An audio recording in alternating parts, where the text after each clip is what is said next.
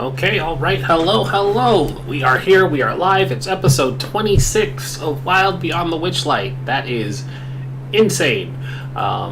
We are so far into this game, and only a few of us have died once and then promptly got better. So here we are. We're still going strong. I am, of course, Rin. I am here today to tell you all about our wonderful sponsors. Our wonderful sponsor, of course, as always, is Grinding Coffee Co. for all your wonderful grinding coffee needs. You can use our discount code PARTYWAVEGAMES for a 10% discount on any delicious coffee or any orders that you make through Grinding Coffee Co. for that matter. And their coffee is, in fact, very delicious. You should consider buying some to support it. And with Pride Month only 2-ish weeks away, the one I recommend, as always, is the Gay Agenda. It is delicious, like most gay things are. Anyways, I am Rin, as mentioned already. I will be playing Zashir. They, them pronouns. They are a monk, and I will pass it down to our next player, Dido.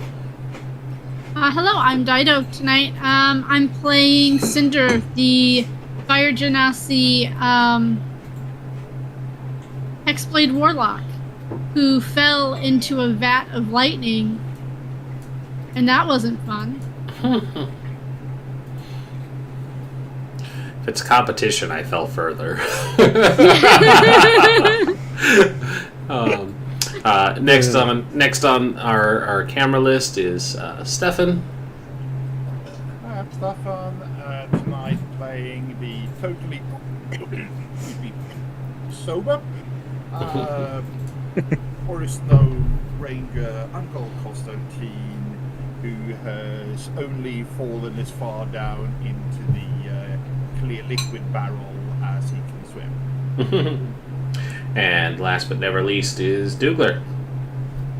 Hi, I'm Dougler. I'm playing the Changeling Wizard Chell, who didn't fall yet. There's always possibility later. Oh dear, the possibilities. And of course our wonderful dungeon mistress, Shay. Hello everybody, I am Shay and I am playing everybody else today. And last time on Wild Beyond the Witchlight, you all had made it your mission to seek out the sister of Gleam, Glister, so that with the two of them being the living embodiment of an eclipse, might be able to take down Indolin Moongrave, the hag who dwelt in this lair, who had been expecting you. Upon rescuing Glister, they agreed to assist in trying to kill Indolin permanently, with you all knowing her weakness, that Indolin cannot die unless the two of them are acting as an eclipse. I certainly hope that counted.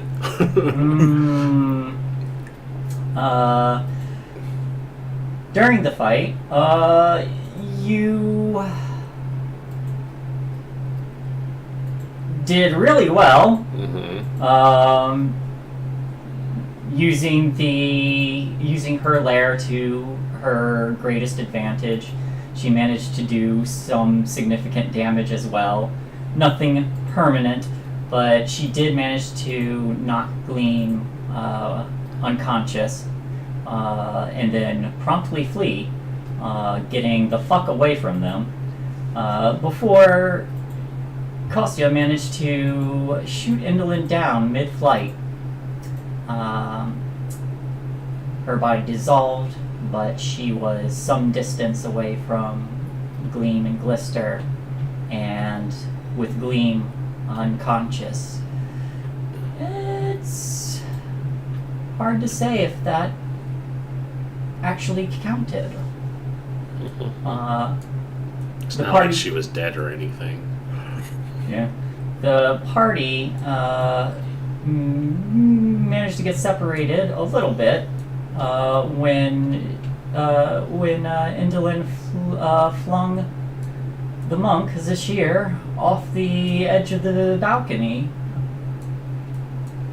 And I think we're going to start with you, Zashir. So, Ow. you land gracefully, Superhero landing. superhero landing, 3-point landing onto this backstage where there are 3 actors who immediately flinch and spin around, along with 2 goblins operating cranes. You give me a perception check. Okay. The sheer sheet. Didn't expect to be rolling so quickly. The sheer. Just gonna look at the actors and say, contrary to what you might believe, that actually hurts the knees far more than it looks. 6! Okay, good to know.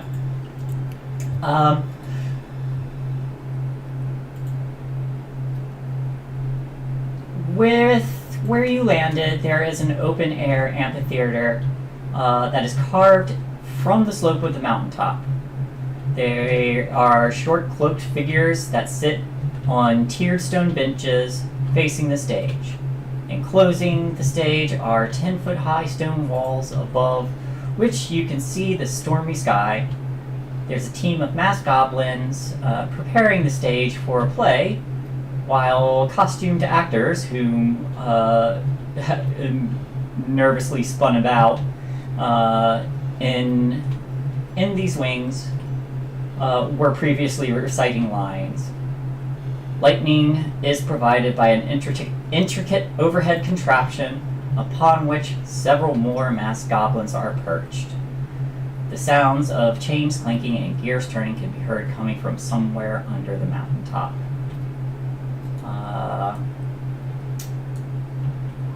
These 3 here, in front of you, there is a female elf, a male goblin, and a non-binary mountain dwarf. But they kind of like look between you and the elf says, "You can't be back here. We're supposed to go on stage soon for Endolin." Oh, I was sent here to tell you that she's not feeling well. She came down with something real bad. At that time, the ornithopter comes crashing down behind you. Yeah, she came down real hard with it. The dwarf kind of like leans over, staring at the falling flying contraption and the dissolving hag. And then they all kind of just glance to you. Real bad. It was a sudden case of onset death. The goblin kind of like looks past as well for a brief moment. Did you just like push her off or something? I mean, me? No. She pushed me off, to be fair. I imagine my friends helped finish the job, though, which is why she's over there. I helped, though. I helped. Just kind of stand slowly and listen to all the bones pop. Mm-hmm. Mm-hmm. They kind of glance back and forth, and there's a little bit of relief that comes over their faces before the elf says, "If that's true, then our debts are off." Are all paid. Yep. Consider yourselves free, and you are free to go. And I certainly don't have any reason to suspect that she will be back to change her mind on that, because she's dead. And then the goblin says, I mean, okay, but like, how are we supposed to get back home? I mean, Oh, that... I have no idea. That was not part of my job here. It was just to kill the crap out of her. So I hope you guys can figure that out, or maybe you can turn this place into a very lucrative and business that is positive for the Feywild instead of... the dwarf immediately shaking their head. I'm not gonna stay here. All right, well, if you figure out a way, I am sure others would be happy to also hear how you get out, because, you know, it's not just about you. The elf, the elf's like, we're all from different worlds. I'm not sure where any portals are here. Well, if you... I always heard a good place to start is Sigil, because it connects to everything else, so if you find your way to Sigil, that'll be your best bet to getting back to wherever it is you're supposed to be. Kryn. Zashir. No, that's the world I'm from. Oh! Well, that makes much more sense, I suppose, in the context of what we were saying. I thought we were past that and doing introductions. Right, I am Elenis. Zashir. Elenis from Kryn. Nice to meet you, Zashir. Toril. Toril. Yeah, I suppose if we're being formal now. The goblin's like, oh, I'm from a place called Eberron. My name's Granum. Random. I've heard briefly of Eberron. It's a fun place. The dwarf says, I'm Helgalar Sunlost. I'm from a place called Oerth. From what? Oerth. It sounds made up. It's not, I can assure you. Okay. Well, there's a bunch of darklings in the Aldans out there, so, They seemed cool when we saw them earlier. the two goblins are kind of like looking back and forth, and they kind of clamber up the cranes a little bit, trying to get a peek. And one kind of runs to the other and says, "Salt, darling, I don't. It might be a little difficult to sneak out with all those shadows and darklings out there." And Should we give them a show then? I'm a bit of an actor myself, you see. And Zolt says, or the other goblin's like, "Oh, you mean like distract them, and then afterwards we can just walk out." Mm-hmm. Because they won't suspect anything's amiss if we play the show and then walk off the stage. Right. Specklenose, get back on the other crane. We'll get ready. And they run over, and I'm gonna jump over to everybody else for a moment. Yes, time for my acting to shine. Mm-hmm. Everyone, you're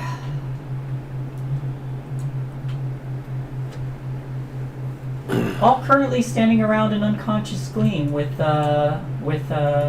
Blister cradling her twin sister. Constantine, you just shot a hag out of the sky. Constantine's gonna look over the ledge at the slightly moving ant-like figure of Sashir down below and nod sagely. Okay, he's moving, not be that bad. Decide that it's too far to fall, so he's going to saunter vaguely downwards and make his way back to the rest of the crowd. As you do, Amador comes running into the room, waving his sword around. "All right, I am ready to Doesn't see anyone. Well, I would ran as fast as my roots could carry me, and then turns around and joins you. Cinder staggers up the stairs. I mean, obviously broken bones and blood coming out of everywhere.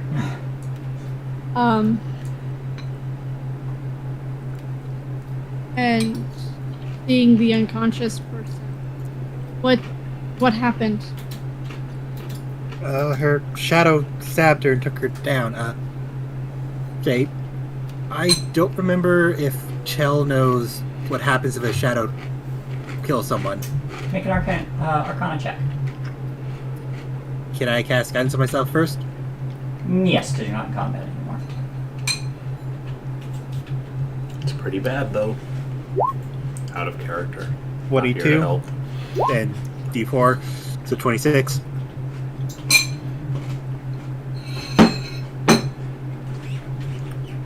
So, typically, when a shadow, the undead type of shadow, when they sap the strength from a living creature, they can kill them once they have no strength left. Afterwards, after about a day passes, the one who died raises as an undead. However, Gleam is currently breathing. And with a 26, you surmise that this shadow is not the undead type, but a similar variant of that creature as some kind of fae.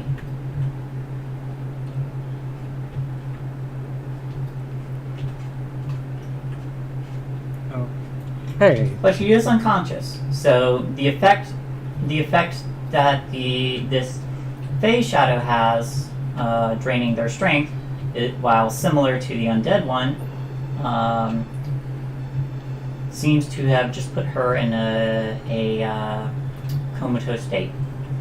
You also notice that her wounds are healing in front of your eyes. And you also notice that Glister's wounds have all disappeared by now.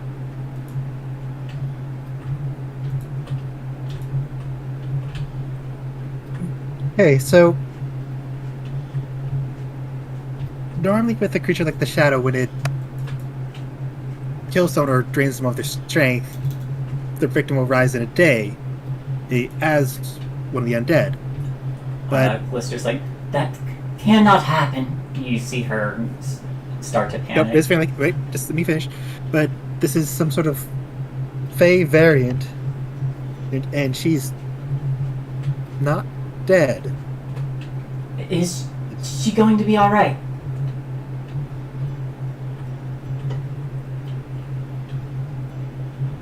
Honestly, I'm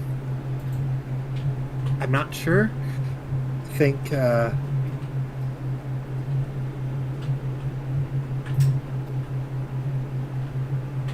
Gonna turn into a hag. At that, Oh. Glister starts to panic a little bit again. no, we cannot. We cannot have that. Had enough on their own. Don't need more of them.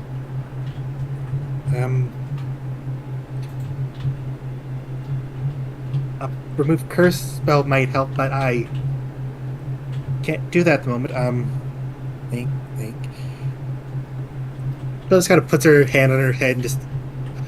Do I notice the dead girls? I can't tell I don't know remember the two names apart. Gleam and Glister.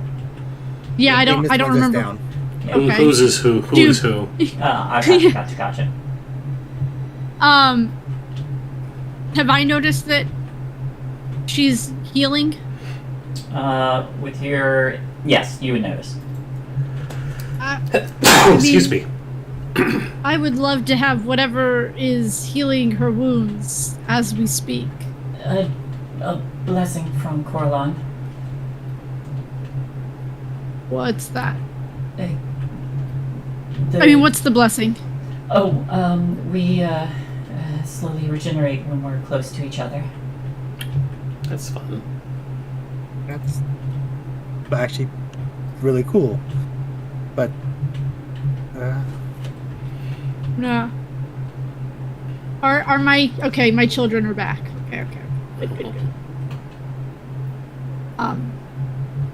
What do we do? She's healing, but she's still I'm gonna try something stupid. Okay. I would like to use Cure Wounds, but I would like to, instead of giving hit points, use the, manipulation factor of the Feywild to put some of my strength into her. Okay. Since you're doing something similar to what I'm about to ask, do you have the Lay on Hands ability that restores stuff? And I have 1 HP left of that. Oh, but I mean, okay. I could use that. Well, no, because I think the Lay on Hands, you have to give up a certain amount of points to 5 train to stuff. remove an effect. Yeah. Well, I can neutralize a poison or cure a disease. But I would need 5 for that. Yeah, that's what I was thinking of. Yeah, you need more than what you have.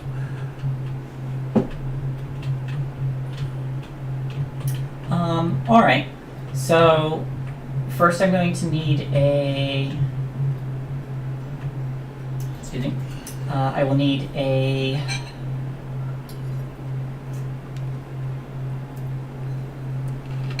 Give me a charisma check, and since you are using a spell slot, I will let you add your proficiency bonus as well.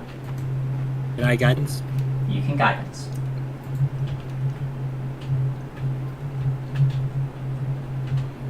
I'm just gonna roll deception because that's just easiest. It's the same modifier. Okay. Yeah, it works. I'll do this.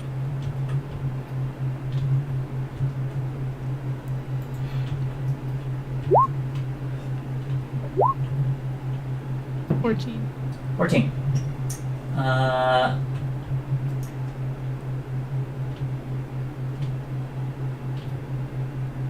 You start to channel this magic, and you feel yourself struggling a little bit to alter the effects of your spell before the guidance kicks in, and you suddenly feel a warm presence nearby as you're channeling your magic, and through some of the cracks in the stone of this mountain, you start to see little vines kind of curl up out of them, and small flowers bloom. And then all of a sudden, Queen wakes up. And she immediately starts checking herself, and before she can even get through that, Glister pulls her tight against herself. As Gleam is, coming up, Cinder drops to a knee and just starts breathing really heavily. Glister kind of looks to you and says, "Thank you, thank you." It's what we do. It's what we came here to do. And I am willing to actually drop my strength score. You don't use strength, you're a little blade lock. You made the DC. If you didn't, I would have let you do that.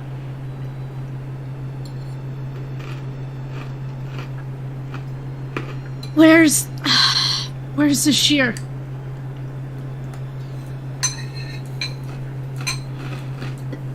Constantine, what happened with the shear?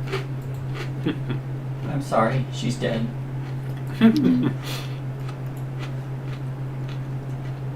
She went over the edge.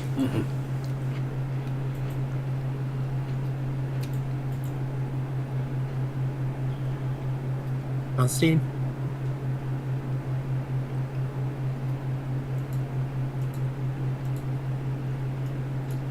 no, he's gone mute.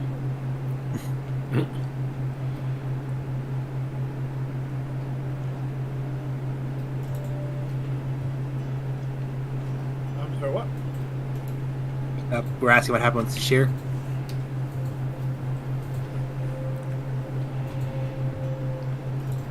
Oh, well, yes,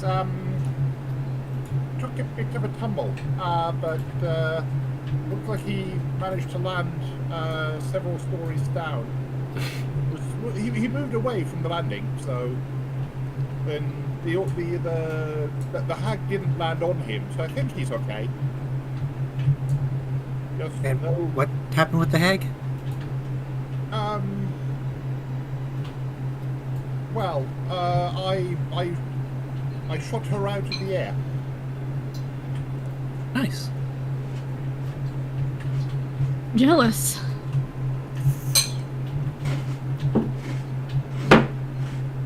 Okay, so now we just need to meet up with Sashir. Yep. I groan as I get up on spot. Speaking of Sashir, Speaking of me, I'll start. Are you guys just gonna start running down? Yeah. Okay. I insist on the lead roll. Okay. So, roll me a d8. Okay.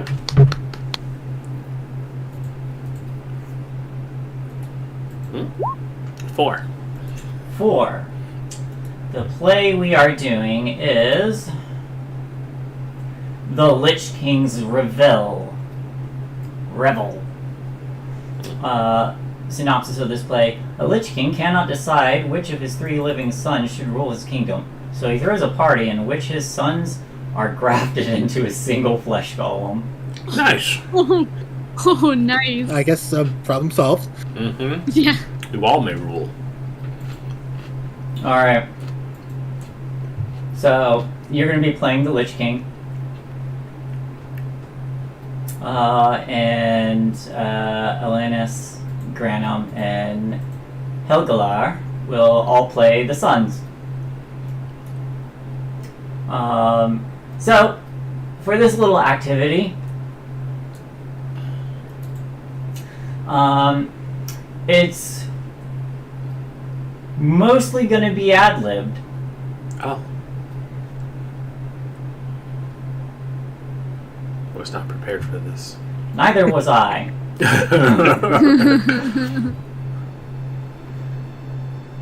Okay. But you're a performer. Of course. You know this play. It's a dark one. Feel free to change it up if you want a different ending. Confuse these darklings.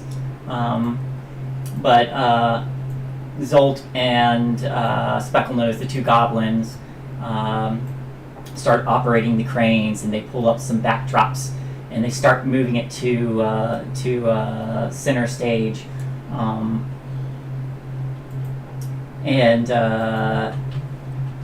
Let's see. As the curtains, everyone gets into their places. They will take to certain sides, but they'll introduce the Lich King first, and so Specklenose holds up like a thunder mat, one of the metal sheets, and starts doing thunder sound effects, and some of the lights turn and fall on the stage, and Zolt turns the crane, and a little castle, makeshift castle, kind of drops down.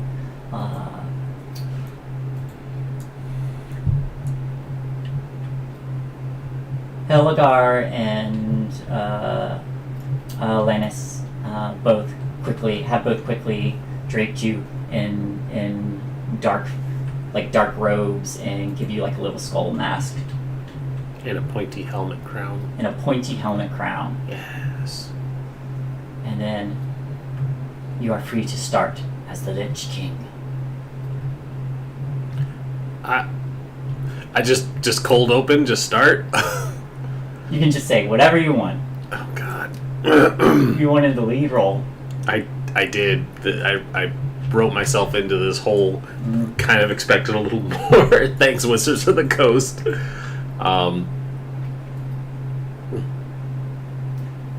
I am the Lich King, feared throughout the land. Mortals and undead alike tremble in my wake. Bow before me, my 3 impertinent sons. And at that, Alanis comes on stage and says, "Ah, Father, I am the eldest. I should rule your kingdom. I can show you." And then Helgalar comes on to the other side and says, "No, I'm the cruelest. Haven't you seen all those people I slaughtered and brought back as zombies?" And then Granum said, "Those are just zombies, Father. And then leans over and whispers in your ear, and they say, "Act appalled." By the gods, that is truly horrific. I'm not sure how I would go about deciding who should be my heir. And Elena says, "Well, let me assist you in that decision," and takes out a makeshift dagger and or a prop dagger and stabs Helgalar and says, "But I'm already dead!" And they take out a makeshift axe and start hacking back at them. And Granum says, "Don't worry, I poisoned them both." And then the two of them look back and say, "We're still undead." Foolish boys. If you all can't decide on who will rule, then you will all rule together. And then there's a sudden flash of as lights fall onto the stage, and there's more of the thundering sound, and excuse me, and the lights dim and darken for a moment, and there's some shuffling around as the 3 of them quickly grab like a robe and throw it over all of themselves. And they're doing the thing where they're all in the same coat, and one of their arms are on one side and the other's on the other. But they're all like poking their heads out of the same coat. And when the lights come back on, they're like, "Ah, the cruelty!" And then, as that happens, there's a sudden from underneath the stage. And Whatever could that mean? whatever could that mean? Is that a cue for acting? No. Oh, okay.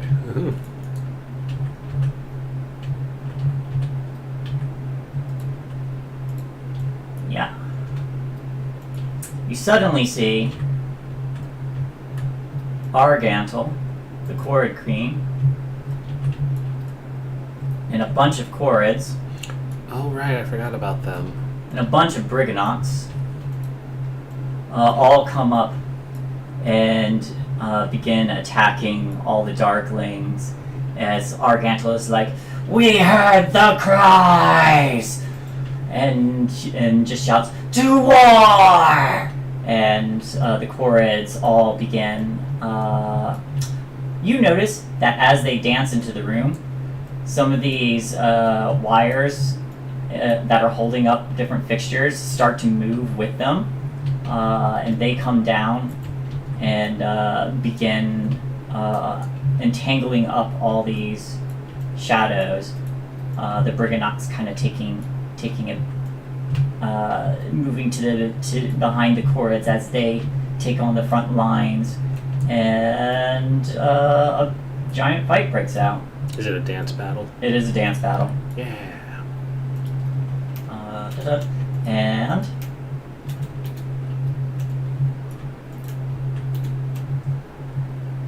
Argantel looks to you and is like, "No, the witch has a lich," and begins to charge you guys.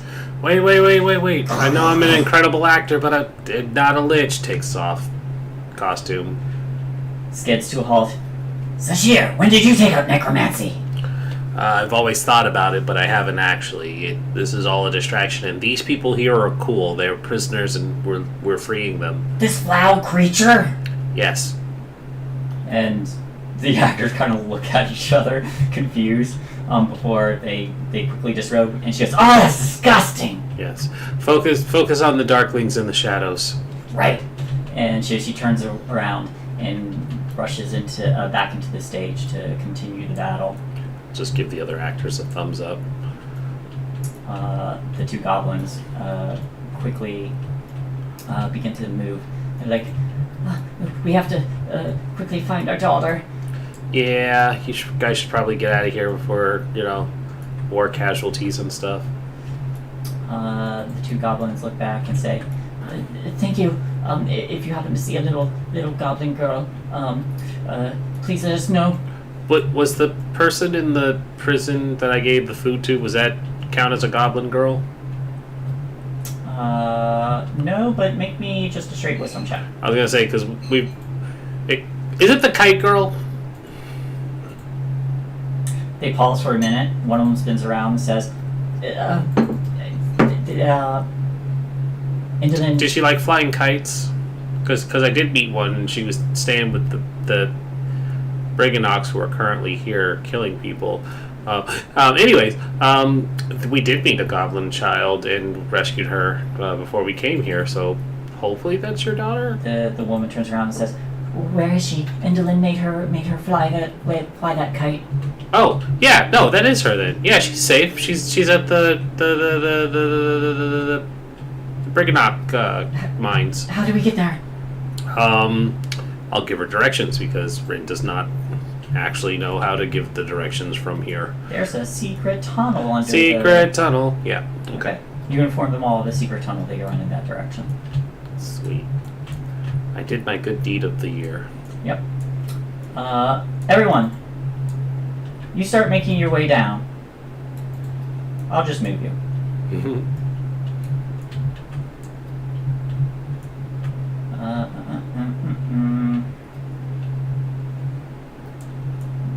Down there, down further.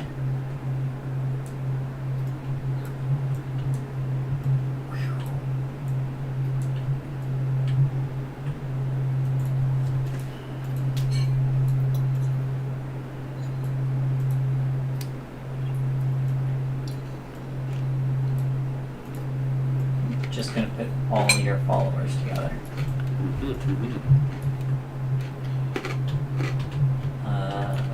Chell, there's Paunch.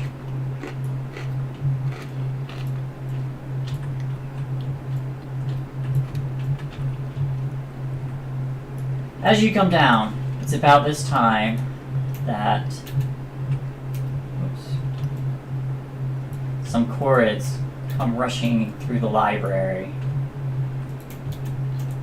and begin attacking the three Darklings who were sitting here reading. Oh, they were just chilling. Yep.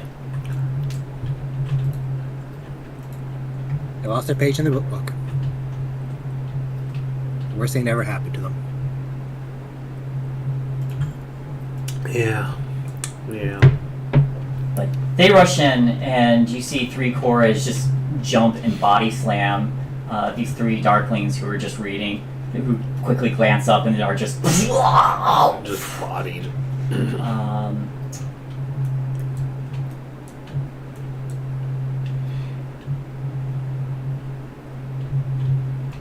Queen Argantel comes in behind them and says, "A library!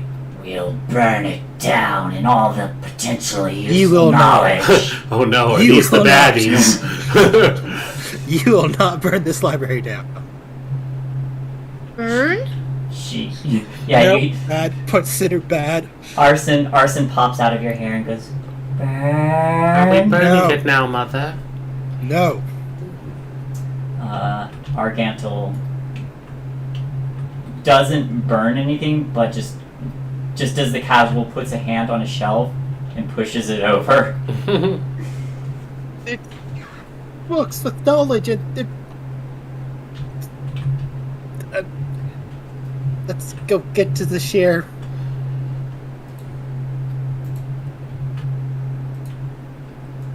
They're muttering to themselves.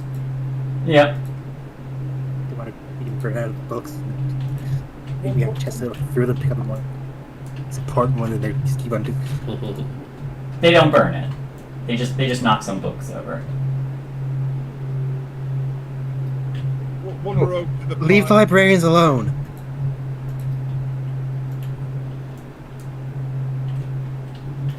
Yeah. First, you will wander over to the pile, pick up a random book, open it, feel the paper, and go, nah, too rough for toilet paper, and put it back randomly.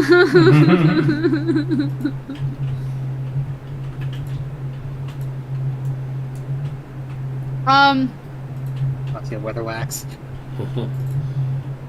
I'm gonna also like as I'm hopping by on Sir Mitt, grab a random book off the shelf Mm-hmm. and stick it down my breastplate so arson can burn it. Okay. It's just gonna be smoking out of your armor. Yeah. Hmm. There you go. All What kind right. of mother would she be if she didn't feed her But- baby? It appears that you have the run of the lair.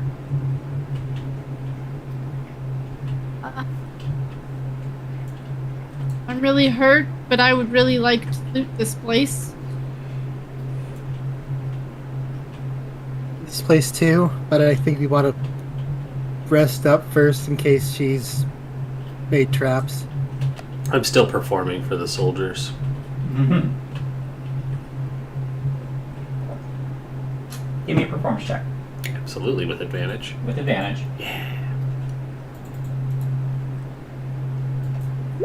24. This ungodly acting talent. Such talent. The Chorids are all like dance fighting in like a choreographed manner at this point with your inspiration. Hell yeah. But you see all the wires that normally control the fixtures in this play seem to be made out of cord hair. And as they dance, these metallic cables of woven hair are like and wrapping around darklings who are trying to escape and making it nowhere. And one by one, you see like a cord like holding up a large, heavy-looking prop, probably normally used for the stage, and just smashes a darkling, and there's splatter, like a scattering of light. Anytime one of these darklings perishes, there's a bright flash. But you're far away enough that they're not blinding you.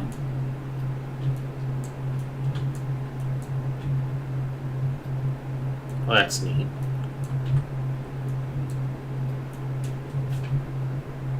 What would you all like to do?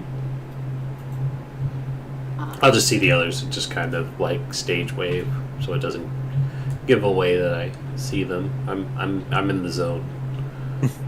Auto zone. Not sponsored. Sponsor itself, isn't it? I'm just gonna watch and just, relax. Obviously they're not hurting too much. You guys can take a short rest as the. Oh, chorus Zashir is in a launches. great deal of pain, but is running on adrenaline at this point. Yeah. But I would eventually like to go through this whole place and see if there's anything worth taking. Anything that's not nailed down. Pretty much. Yeah, and any books about Savelna? especially any prophecy books about her. Okay, so are you resting first, or are you going to be browsing the library? What's everyone doing while this battle is going on? I'm resting while the battle is going on. Okay, one short rest, I'm gonna rest. another short rest, Yeah, short rest sounds about right. another short rest. Yeah, but I'd prefer a long.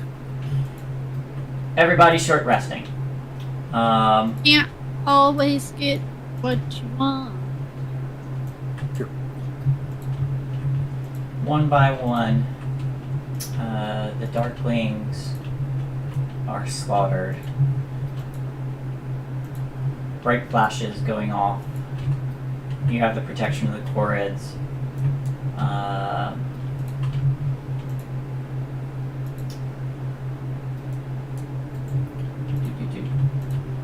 X's everywhere. X's. Whoops.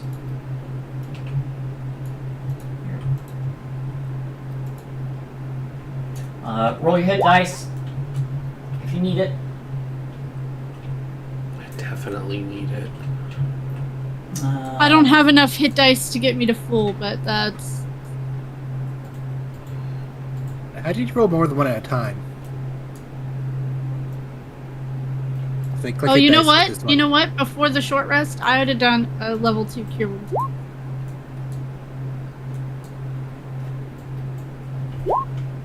I'm just gonna move you all in the same area. 14,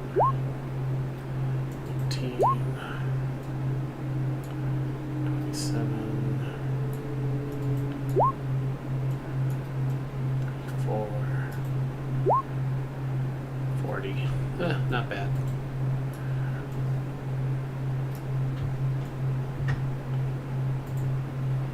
Almost full.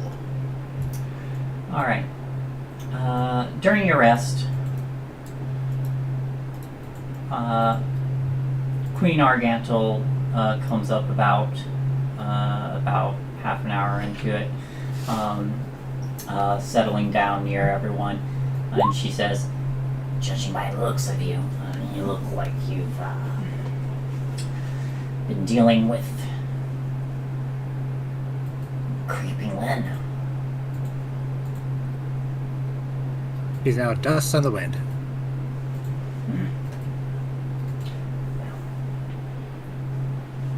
It's good to hear. You, Get out a bit there.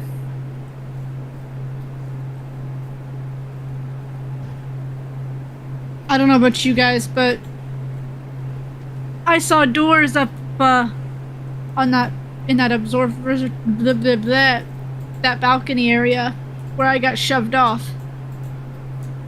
Well, It could lead to her study. we've secured this area. The stage below, and that library, and some of the rooms around there. So we didn't go all the way towards the back, so don't know what's back there. But I just want something good out of this place. Right, Zashir? Yep. It would be nice. well, you face the hag, so first pickings are yours. Well, that's generous. Okay, let's go take a look around. Let's find an altar.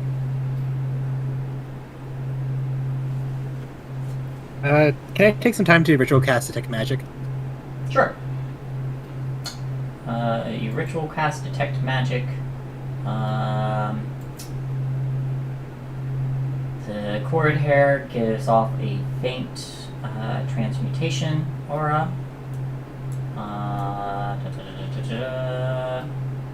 That is currently it in this area.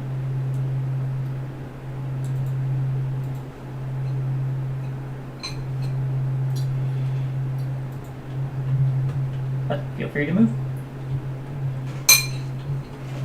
Alright, pick a direction and we'll start looking. I'm going up to the balcony area. I'm gonna check those doors that we went past. I'll Is come with there you on anything the else same up magic. there? On the top level? Yeah. Top level.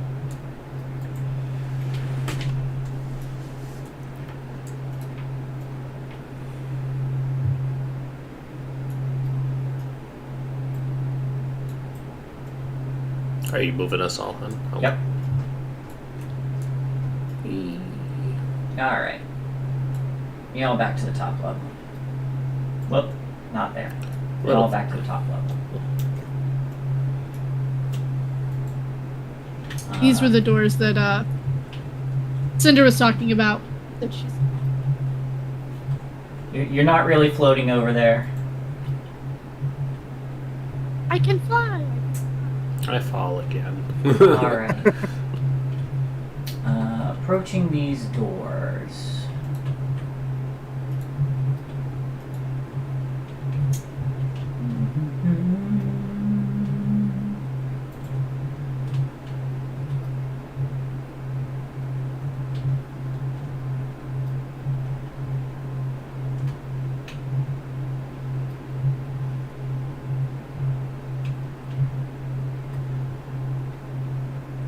Nope. Wrong spot. Here we go. There is an aura of abjuration magic on the door to this room. There's a spell on the door. Likely something to hurt if the wrong person tries to open it. Weren't you telling us before the abjuration was like protection magic and stuff?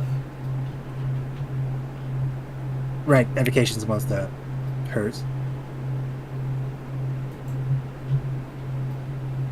So it's likely to increase protection on it. You just deactivate it? Turn it off? I don't know how to spell magic.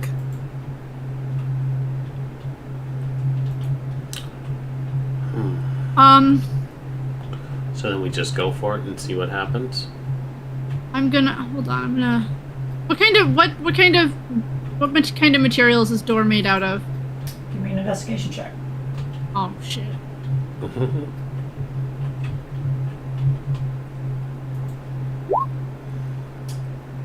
9. 9. This door. Is a door.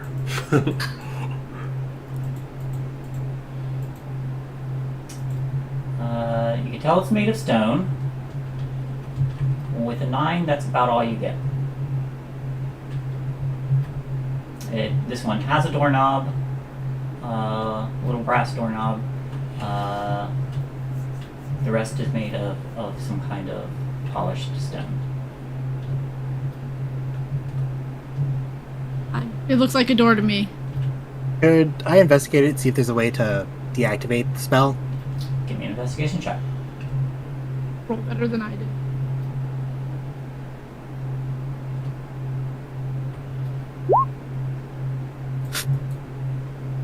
I said better, not worse. That's probably like the 4th or 5th investigation check I've done with the game. That's... Cinder's right. It's a door. It's also made of stone, did you know? Well, it may be a door, but after Kostya has concentrated on it for a little while, it looks more like the side of a clear glass container with a metal lid, with big gherkins floating in some sort of liquid in it. So, never mind it's a door, it's a jar. I get it. Give me a charisma check. That would have been It's a jar now. that would have been even better if you were a bard and cast knock through telling a joke. Yeah. What do we say? Persuasion or Charisma. Just Charisma. straight charisma. great charisma? I want to see how much. Come on, natural 20. That's not Oh, it's close. 17. Yeah.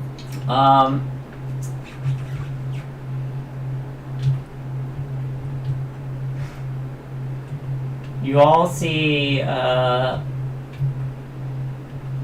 this door is still blocking the way, but it's not just a door.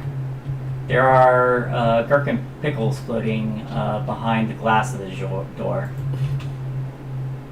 So the door is now glass. Maybe. I'm gonna summon my Frostbrand Greatsword. And I'm going to stab at the door to freeze it so I can break the glass. Alright. Make your attack. I'm not doing Great Weapon Master. Okay, it is off. You could totally do Great Weapon Master. Nope. 13. 13. You hit the door. And So it does 4 cold damage to it. It feels like hitting stone. But it looks like it's glass. But it feels like hitting stone. And when you do, the door attacks back. I need Oh no. I need either you or Sir Mitt to make a strength save. Because then I would have to bring it up to Sir Mitz.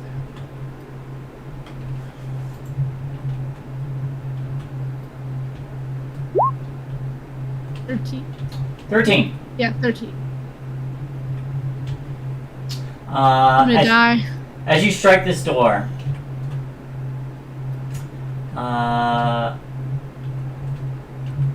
immediately upon hitting it, a large spectral hand, probably about the size of Kermit, comes out, and this skeletal hand strikes you and keeps pushing, and as it keeps pushing, you get flung over the edge. Oh, great. Yeah. Here we go again. So, give me a dexterity save. I'm so great at those.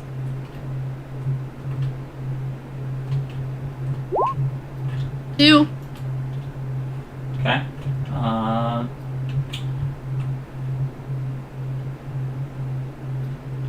All right, here we go. So, let me find it again. There it is.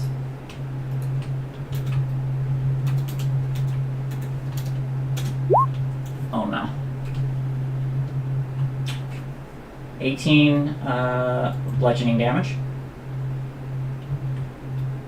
Is that just from the initial hit or the fall? That was just from the initial. That was from the initial fall. Oh, I thought you said it hit her before it pushed her over. It was a pushing attack. Oh, okay. So I can't intercept. Sorry. So, 18 bludgeoning damage and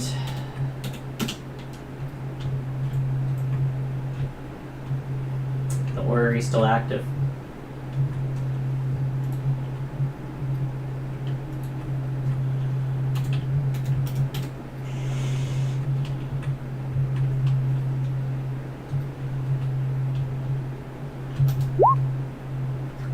.47 lightning damage. Yikes. Conscious.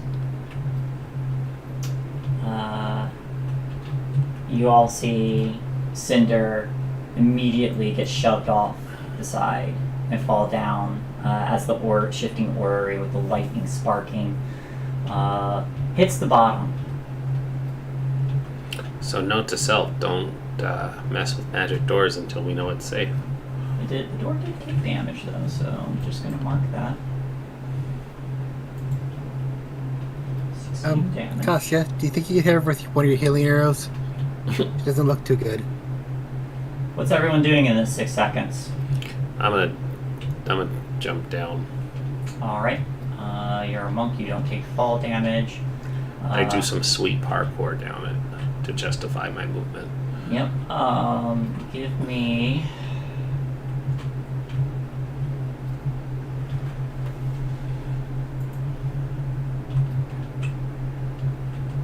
Give me a dexterity save. I'm good at those. 13. Okay. Because you're conscious, I am conscious. I imagine you're aiming to not land on the large electrified metal. Yeah. I learned my lesson twice already. Okay.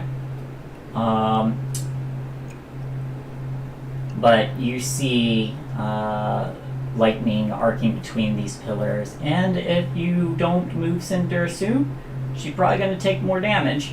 I'm gonna move her. You grab her and you move her off as lightning streaks by. Yeah. What's everybody else doing?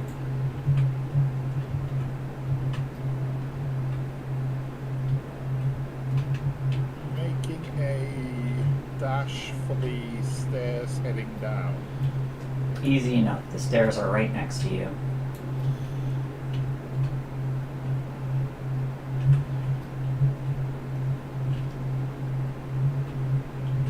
They're taking care of Cinder, so Chell's gonna come to the door. He just kind of Excuse me. motions Sermit to move over a little. It just bit. beats you.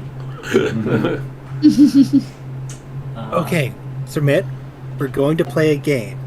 Sermit If happily looks at you and opens their mouth and swallows you.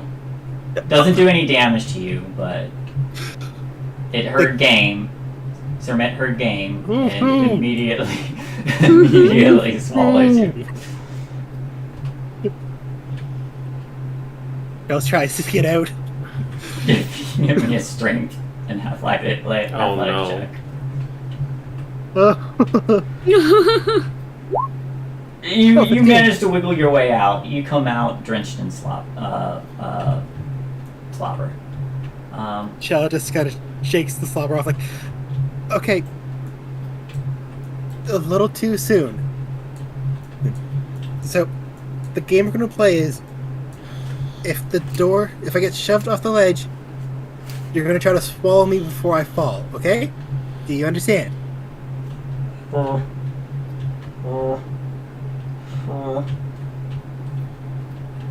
He's a giant toad. It's a giant toad. Giant toad. You're a good toad. And Go on. Chell's going to try to pick the door, see if you can open it.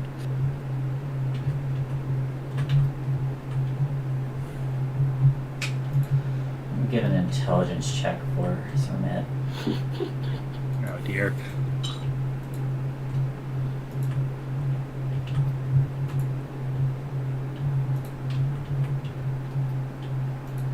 It has a -4 intelligence. Yeah.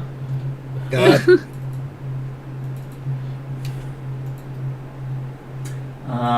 Give me a strength save. And while you're doing that, Uncle Kostya, what are you doing now that you've run downstairs? 11. Kostya is running downstairs, turning the corner at speed, and is going to rush forwards to throw a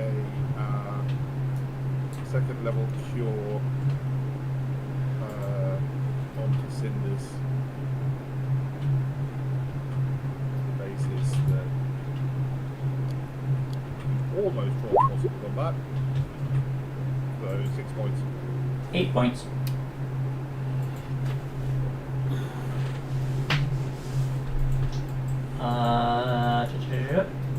Cinder, you wake up.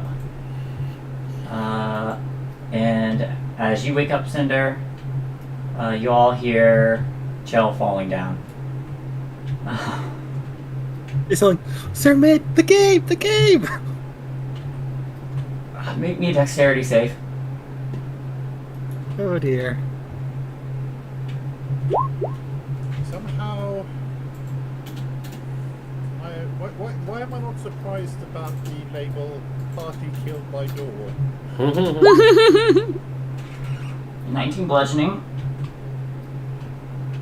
And Um, the orrery is still active.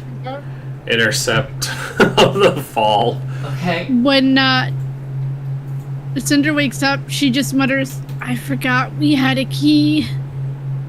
Ha! We have a key? Ah, Why shit, aren't we you have a key. There we go. So 11 of that is negated from the fall. So 8 bludgeoning damage.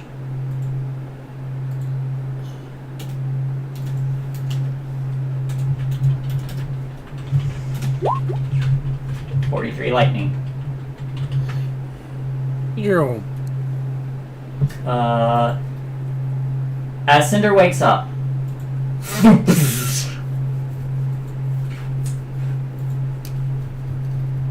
Shell falls down and promptly gets electrified.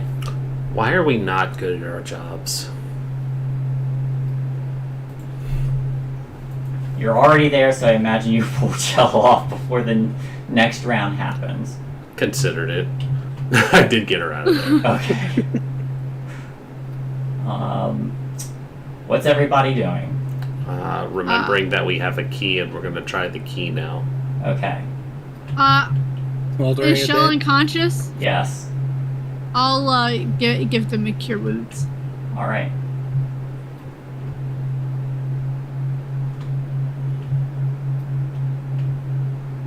I'll even be nice. He's a level 2. 12. Shell, you heal 14. Oh no, it does it down there?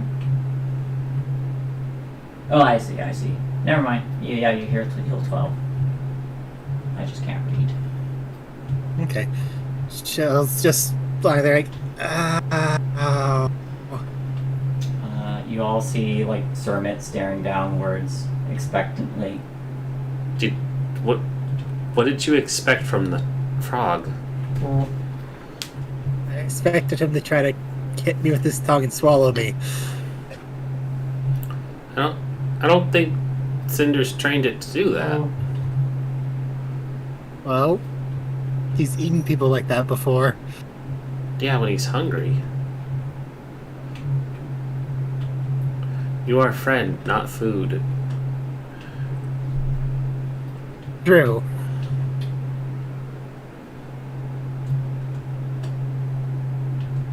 You know what? Shell's Why gonna you- sit up. We should try that key. We should try that key. Ah, I just healed that broken arm. I've broken everything. We have a key. Oh god, we have a key. This lair is more dangerous than the hags. So, At least it wasn't the stairs. So you all limp That would be back karma. upstairs to this damaged door.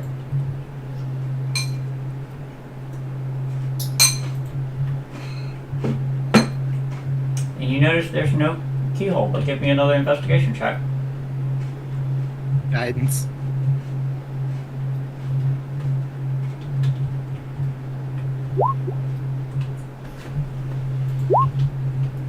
$16. While you're looking for a keyhole to this door, you don't find any, but you do notice etched into the doorknob itself, there is a glyph.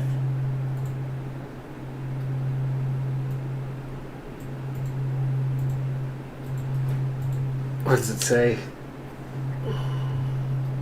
Can I do Arcana to understand what it is? Go for it. Yes. Natural 20, 27. It is a glyph of warding with Big B's hand, particularly the one that shoves All makes sense now. shoving effect of Big B's hand. You looking at this glyph, you can discern that it could be fairly easily defaced.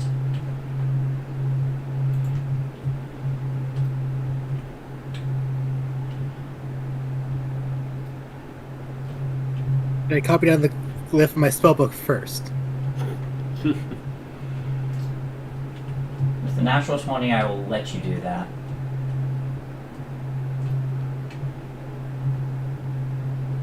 So Does take time though. It does take time. if we disfate, You make a sketch of it, and you are able to study it for later understanding of that spell. that is perfect.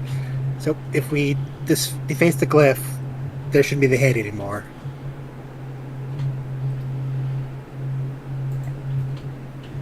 Sure, Let's Mitch turn this says- into get yeeted. I'll do it. At least I won't die from falling. Alright, how do you deface this glyph? I take some of the makeup from my acting stuff and just draw a couple extra sigil markings on it, or at least what Zashir imagines arcane sigils would be. You start etching extra portions into this, and it turns into just a weird smiley face. But enough that, Chell, you think this sigil will not react anymore. Sigil should be done now, hopefully. Hopefully. I'll try it. You reach out to touch the door. It opens safely. Ah, thank the gods. Inside, scores of wooden marionettes hang from the ceiling of this oddly shaped room, the floor of which is strewn with old play scripts. Near the entrance are two alcoves, one containing a bare table and the other holding a wooden chest with tiny clawed feet. Deeper in the room, you see a wicker basket surrounded by miniature toy birds.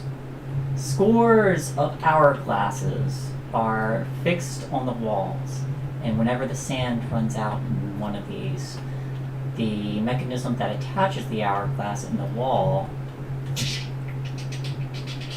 flips it over.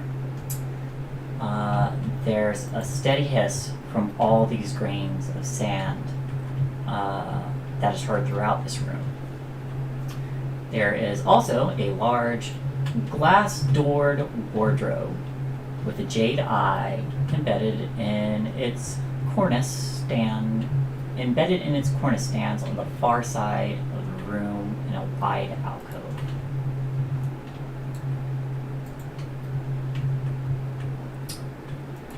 And there is actually artwork of this place. Yay! Ooh, exciting. Do-do-do-do-do. Do-do-do-do. If I can find it. Oh, that's. Mhm. This is a very creepy room. Our doll's here.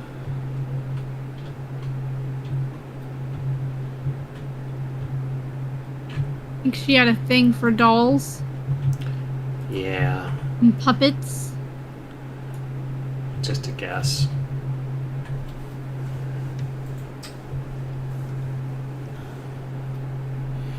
I'm gonna try to avoid those creepy things hanging up in the rafters. Constantine. The question is, do we keep the hourglasses going or do we destroy them?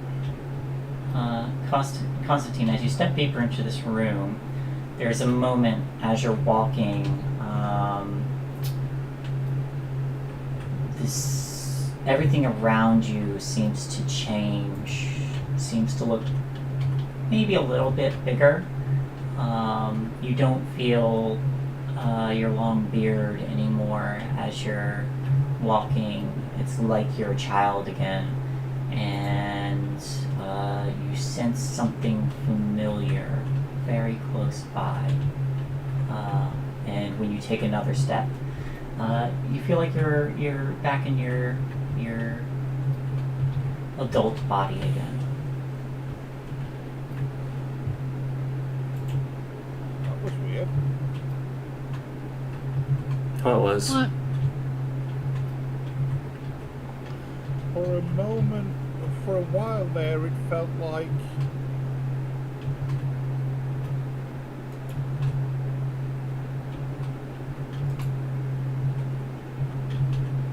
I was back in my childhood. That is weird. Huh? Wait. Like a feeling of deja vu? No, as in,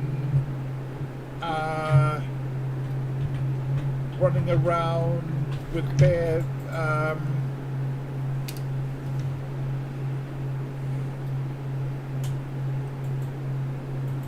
running around in short trousers with bloody knees. Huh.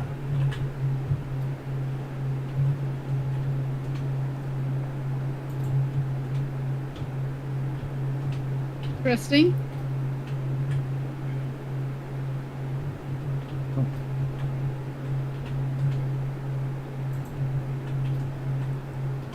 Are these supposed to represent the hourglass? That's a lot of hourglass. On the I walls? figured is they'd be that- more grand if there's to represent the hourglass coven. Every few seconds or so, one of these hourglasses turns over and sand begins to fall anew. They could be representations of the deals she's made. Why are they resetting then? Well, if the person's dead, you can't get anything from them. Well, I mean, you're the magic person. yeah, is there anything weird about them? Besides their self-flipping? There doesn't appear to be any magic coming off of them.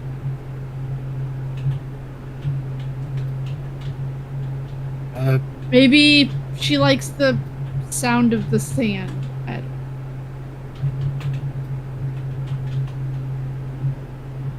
know. Would be catching things happening in the castle. Could I guess Mortal cast identify on the cabinet with the eye? Sure.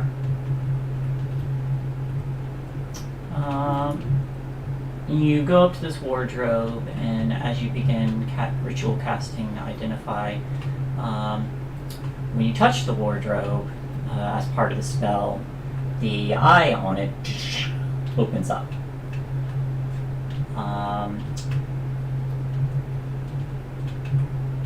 Using the spell, you immediately know that eye opening up is an alarm.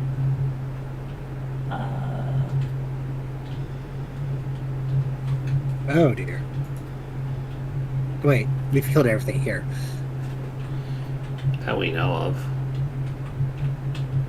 Well, nothing pops out of it.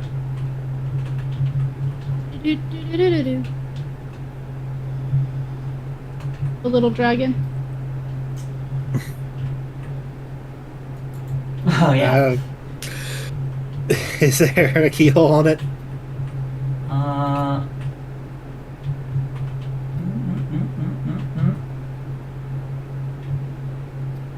There's no keyhole.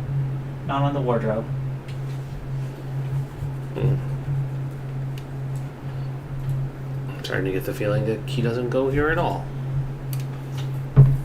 Yeah. So, What did they hide a key that doesn't go to anything? It's kind So- of a dick move, isn't it? quick recap: dangling marionettes on the ceiling, glass doored wardrobe, hourglasses on the walls, treasure chest in one corner. There's a wicker basket. All of those things are in the room. Maybe. And a Well, table. there's another chest in here. Maybe it goes in there. Feels like it's too on the nose. I mean, it's in a room that we haven't looked at. That's fair. Look quite Can you see what's inside the cabinet since it has glass walls? It is mirrored. You see yourself. Oh, here. Well, okay.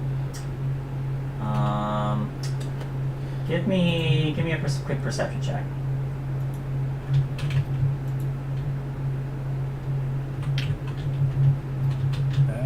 Let's go with 6. 6. You see yourself.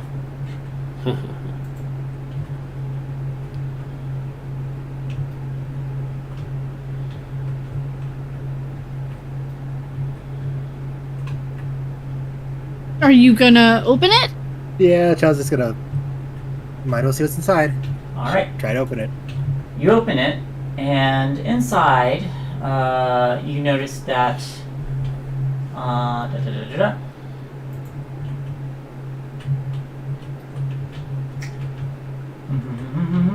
There are drawers at the base of the wardrobe, and there are a few drawers at the base of the wardrobe. Most of it within the oval frame is enough room for a hag to hang out if she were standing up. There's also an oval mirror against the back of the wardrobe, and there is conjuration magic coming off of that.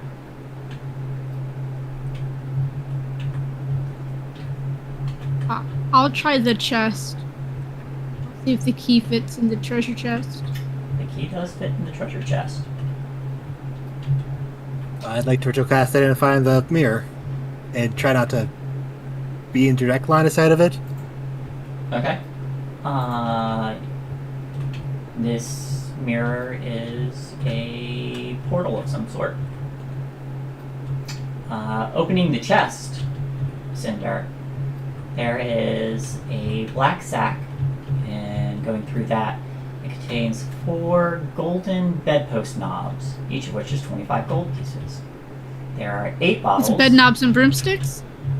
Bed knobs and no broomsticks, but valuable I got bed your knobs. reference. Thank you. There are 8 bottles of exquisite elven wine, each of which is worth 100 gold pieces. And then there's a shriveled hand of an elf wearing a ring on its 3rd finger, and clutching several rolled up sheets of blank parchment, along with the title page that reads The Agonies of Aligarthus, a 3-act tragedy by Indolin Moongrave. In spidery Elvish. Wait, do you speak Elvish? Nope. You don't know what it says. I got a dead hand, and it looks like she was expecting her demise because we've got wine to celebrate. Hell yeah. And there are But that's bed not knobs, next. but there are no broomsticks. Yeah. She missed an opportunity. Well, there's a lacrosse stick over here by the wardrobe. that's a butterfly net, Constantine. Oh, Same concept, really. But I would at least take out 1 bottle of the wine. Wait, how many bottles were there? 8. I'll take out 2.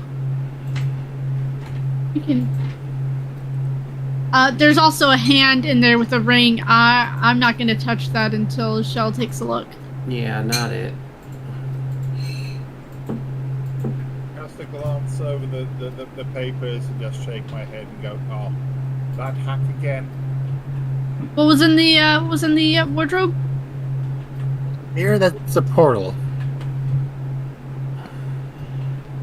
Pretty sure it might lead to the first hag's house. Or potentially be like the toad statue. So smash them. Reach in, see if you can pull anything out of it. But I'll identify the hand real quick. Okay. Identifying the hand. It is an elven hand. The ring, however, is a ring of shooting stars. Ooh. So, treasure.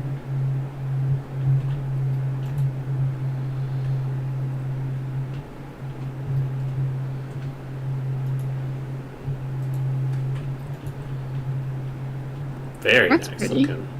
Wow. Ring.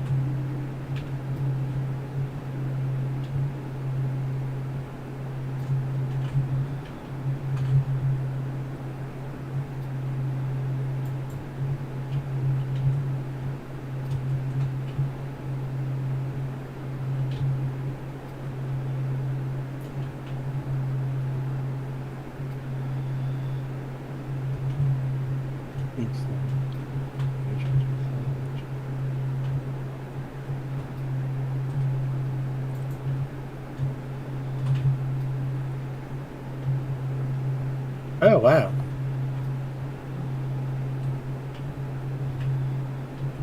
Nice. So, Very nice ring. Mm-hmm. yeah, Chel's gonna kind of stammer a bit as she explains that, because, like, oh, wow. Is that good, huh? Yeah. Well, With it, you could either cast Light, Fairy Fire, Ball Lightning, or the spell Shooting Stars. well, I don't have the ability to spell cast, so I don't need that ring. Well, the ring does the casting for you. I figure you'd need to be able to know how magic works in order to do that, though. No? That's still weird. Why don't you'd make better use of it, I think. If you can attune to it. Are you able to attune to it?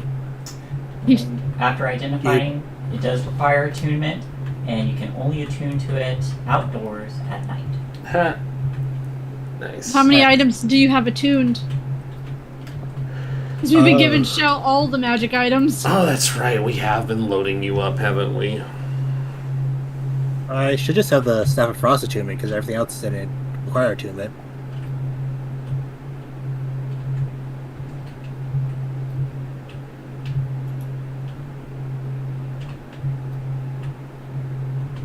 That's the one required to it, but I don't think that did.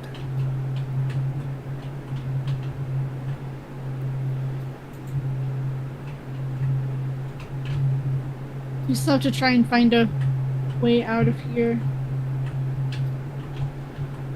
Well, that's not that hard. We go back the way we came, or the way the Brignocks got in. We have to find. We have to get to the Palace of Heart's Desire. Oh, right, that. Well, That's we up should- to blocked off balustrade thing. yeah. There Maybe. is- Go ahead, Hud.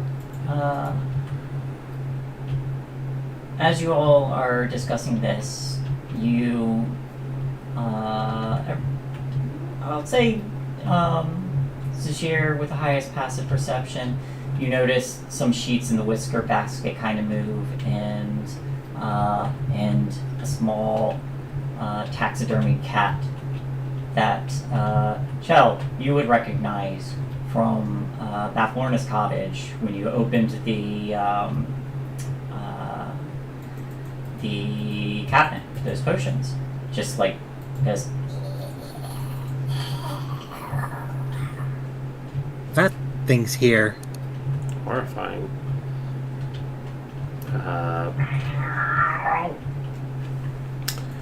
Well, I have a perfectly fun idea for one eye it. blinks. It's Blanorva's, so the first hag. I just hand it to Cinder and been like, here, why don't you have your baby burn something? Arson! Here you go. Murder. Does 6 hit you? No. Me? Yes. No. Alright.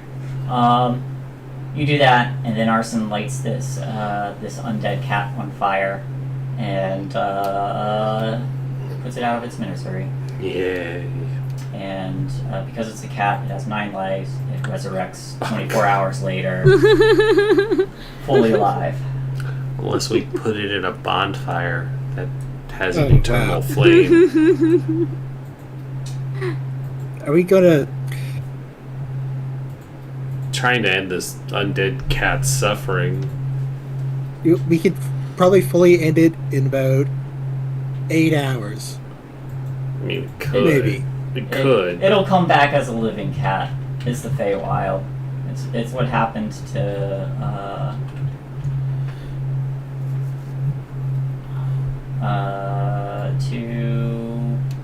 Sophie now. Yep. It will no longer be undead, but just a living cat. Hmm. And Well, if still it'll just be probably a regular cat, then it'll just be a normal cat. Still crazy and evil, but a cat. You don't have to call it no more times. Good. Play it more times. But I would kind of like to sleep for the night before we.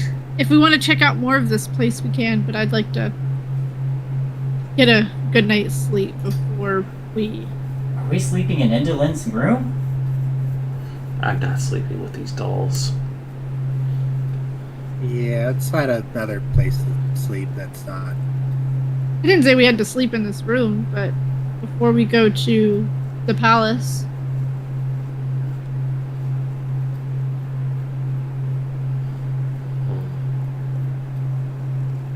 Try and get a long rest in. Alrighty.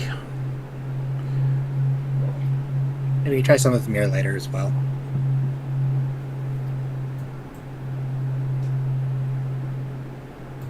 Oh, you want me to stick my hand in there? If you want to try, I guess. I was thinking we could wait a bit, but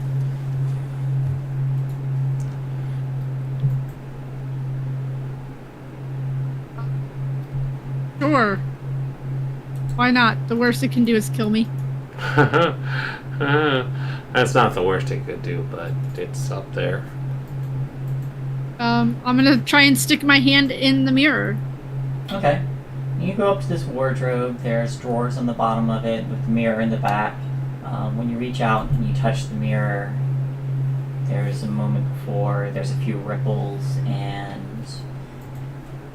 you see a hallway of some kind. You also notice it's a hallway of mirrors. Oh, I've read this in a book. How big is this mirror? It's person sized. It's like a standing mirror. It takes you to a hall of mirrors, guys. So, we're likely to get lost. Well, there's a hall of mirrors Unless- at the carnival. This here. That hall of mirrors looks familiar. That might be a safe place to rest, at least. Would we be able to get back? We know which mirror to go through? I mean, we could mark it. Would be a good idea.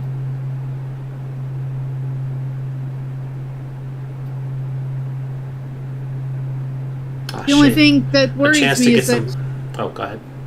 the only thing that worries me is that time moves differently on the material plane than in the Feywild. Oh, no. The Witchlight Carnival is part of the Feywild. I haven't been to the material plane in 50 years.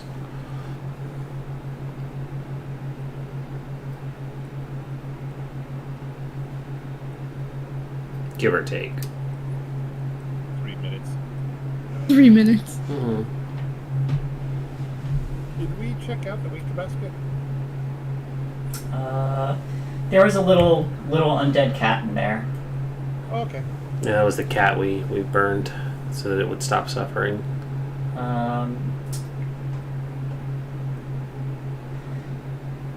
Constantine, you feel like you can't leave this room yet. And when you get that sensation, everyone, the bottom drawer in the cabinet shudders.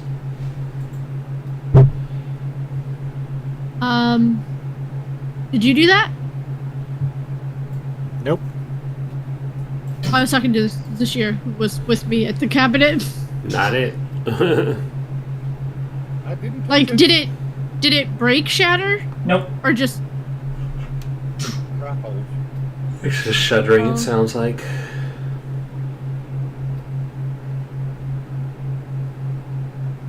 We open it. I'll Does open anybody it. have mage hand? That'd be smarter, yeah. No, unfortunately. What kind of wizard doesn't have mage hand? The one that has fireball? Don't feel like they're related. I don't even think they're the same school of magic. Or not. But what do I know? I'm just a warlock. Mm-hmm. I'll open this shuddering thing. Opening it up, there is a number of dolls in there. Really One. liked her dolls. One of which.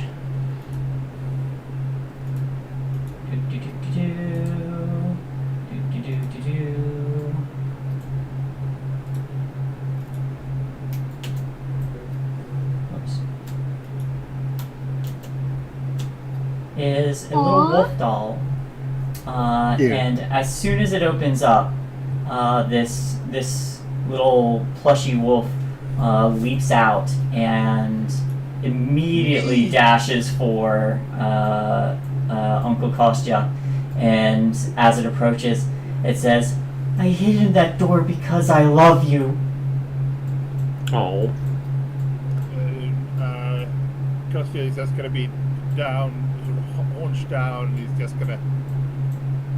"Oh, Master!" And it jumps into your arms. "Oh, I have missed you." Snuggle him into his beard and go. I miss you too so much. But we're together again, and that's all that matters. It has been forever. We have more forevers to come together. That makes me happy, Master. And its little plushy tail begins to wag.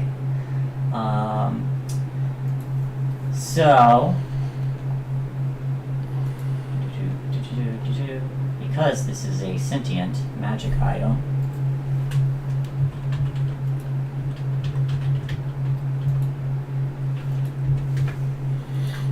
oh, it doesn't have the picture up. Wolfie, living doll. You should be able to see all of its stats. But Yep. you can also attune to Wolfie. And doing so, Wolfie will dutifully protect your dream world. Absolutely.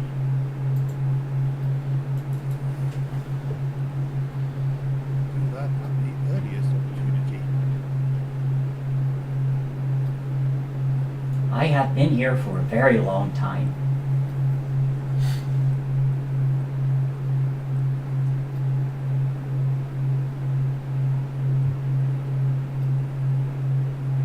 Oh, you were a clever Wolfie to stay hidden.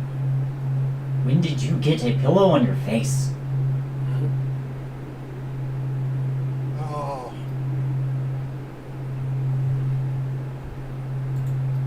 missed you so much that I grew my own pell to stroke so that I could recall the warmth of having you near me.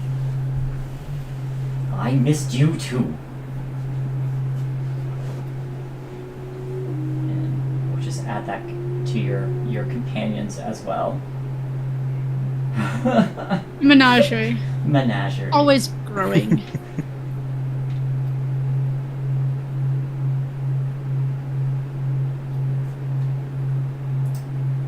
Meanwhile, Chell, when you look over your shoulder, this guy is just smiling, completely disinterested in this heartwarming scene. It's been a while since they showed up. Yeah. Yeah, tries to look at it, it's like mouth like, where have you been? Not say it loud, mind, just mouth like, where have you been? Like, They just keep smiling. I'll shake their head and just look away.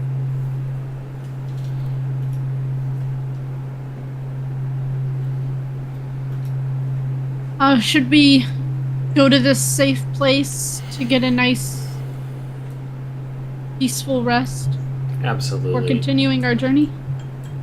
Yeah, I mean we can check in on the displacer cub to make sure it made it home too. Wouldn't be a bad idea.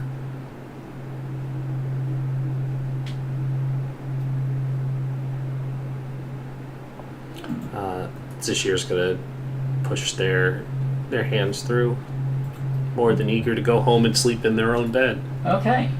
You go up to the portal, and the glass feels solid for a moment, but you do recall the little rhyme that you were taught before walking through that portal by Mr. Witch and Mr. Light. Definitely remember Yes. that rime from 23 episodes ago. Of course you remember. Of course I remember. Who wouldn't remember that important rhyme? Oh, I definitely remember that. Yeah, Dido was the one who took the notes, and so if she doesn't, if she- Yeah. Here, there, wander, where yonder, show me where. There you go. there we go. Glister and Gleam both look thrilled when they see this little bit of familiarity. You speak the rhyme, and the portal, the glass, is no more, and you are free to step through. I'll go first. And so,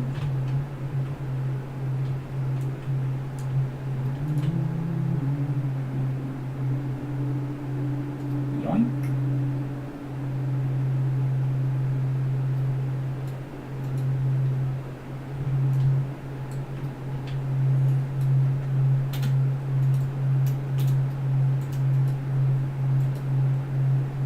While it's been perhaps a 10-day for some of you, or years for others, or perhaps the first time visiting this area, you all reappear or appear back in the Witchlight Carnival, a place that borders the Feywild and acts as a Fey crossing to allow visitors from the material world to come and enjoy the festivities and exuberance of the fun and games that is the Witchlight Carnival. But you all come out into the Hall of Mirrors. Glister and Gleam look at each other and says, "We're home, we're finally home." We're home. And the two of them embrace. Elkhorn is like, you remember how to get back, right? Mm-hmm. It's the same way we came. Okay. And You Cinder's just- gonna mark the mirror. You just say it in reverse and then walk backwards. Just kind of winks at the dwarf. Okay. I'll leave you to that, but Oh no, you gotta do it. I can't do that. Why not? I ain't a performer. That's so boring. Anyone's a performer. You just have to believe in your incredible acting ability. Give me a persuasion check. I will. And it's gonna be so convincing, you don't even know. 15. It's actually fairly persuading. Persuading. Persuasion. 15. Alright.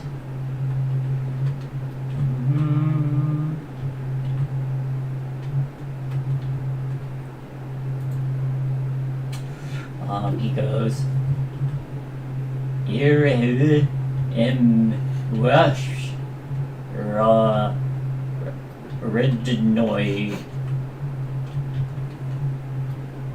Ridnall."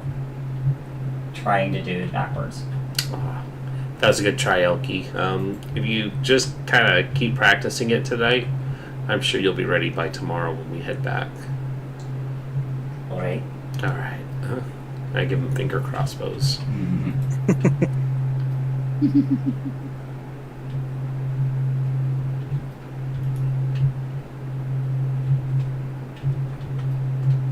I'm leaving the mirrors, and I am first things first going to go check on our displacer piece friend to see if the cub made it back.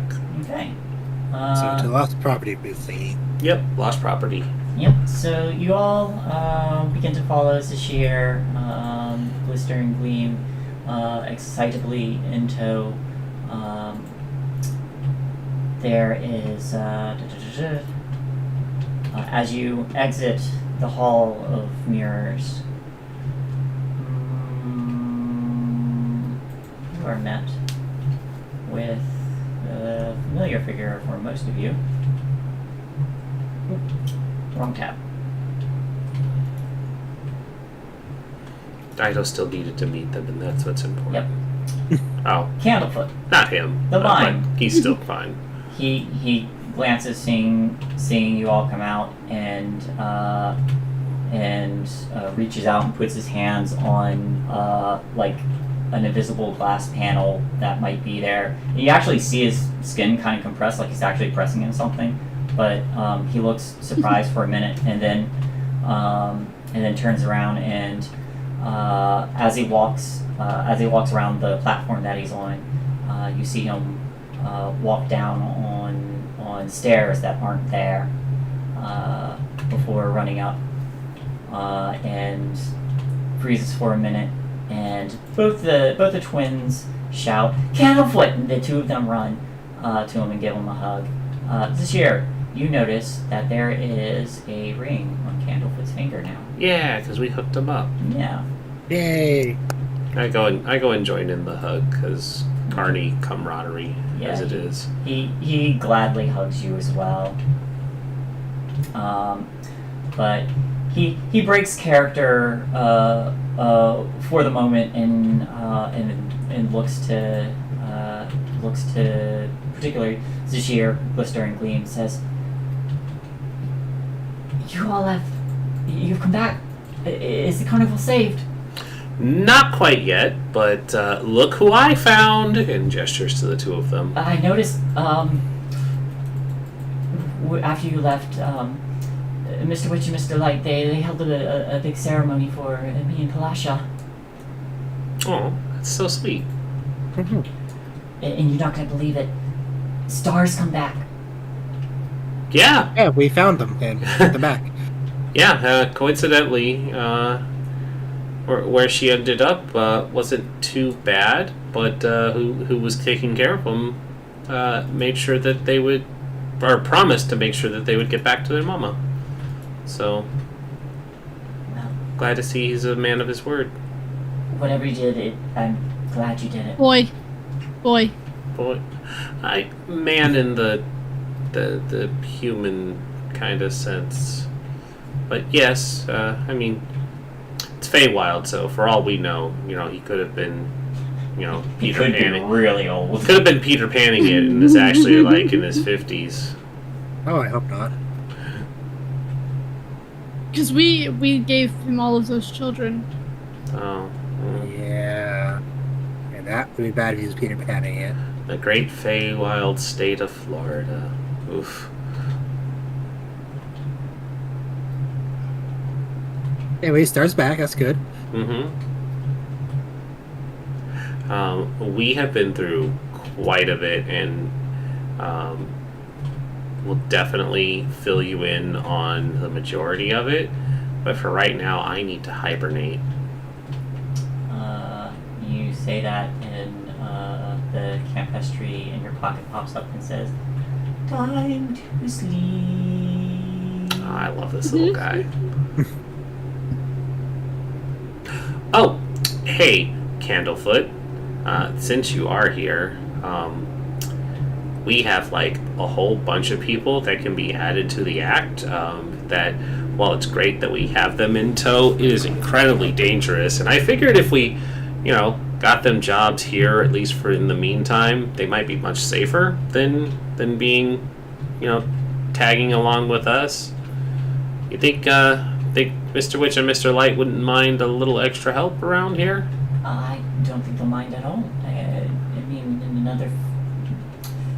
we're going to be doing another show in a few days. Wonderful. I mean, and look at this little guy, and she's gonna hold up the mushroom man. Look at me! Look at me!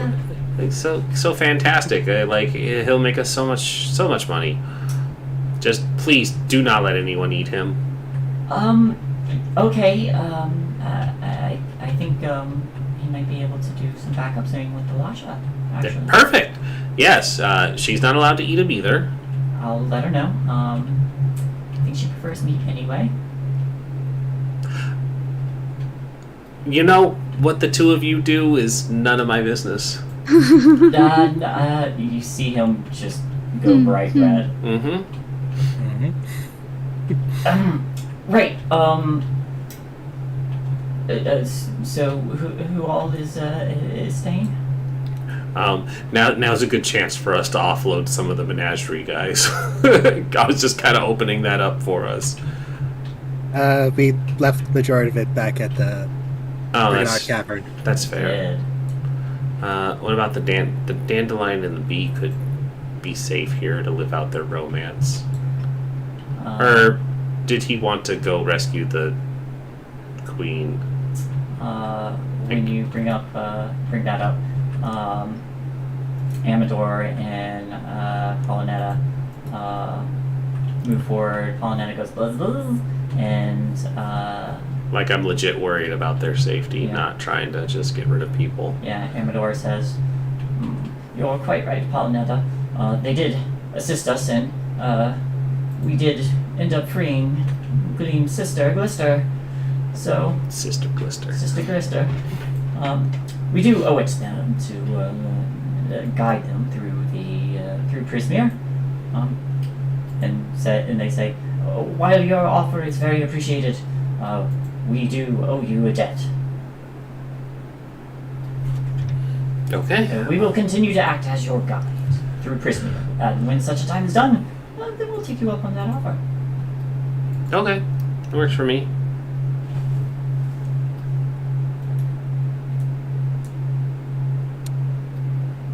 But when we do come through the final time, there will be a lot of us. Yeah, there will. Okay. Well then, I'm gonna go to my room. Is there anything else anyone needs? Might want to talk to Mr. Witch, Mr. Light first before you find places for us all to sleep. I guess. Yeah, my hammock doesn't really have enough room for more than two. Okay, fine. Let's go talk to Mr. Witch and Mr. Light. Alright, so you all begin to head back to the staff area. As you're walking, you do see a good number of stagehands who glance in your direction, but continue to work setting up for their next show in the next day or so. There's a lot of figures that quickly approach Gleam and Glister, having not seen them for years. As you're walking, there is one figure who spots you out of everyone. A large, six-legged cat figure with tentacles on their back. They don't appear to be wearing their wings right now. And then a much smaller kitten by their side. Durlagrand sees you and then reaches down, picks up her cub in her mouth, and sets her on her shoulders before she quickly bounds up. And as she does, you see a little silver ball kind of hanging in one of Durlagrand's tentacles, and she moves forward and says, "Zashir, everyone. Hello. Oh, dear God. You all kept your word. Mm-hmm. Thank you. I just wanted to say. Happy to save them. I had all but given up hope for finding my little kitten, but I'm glad you brought that hope back. If you require anything of me, just let me know.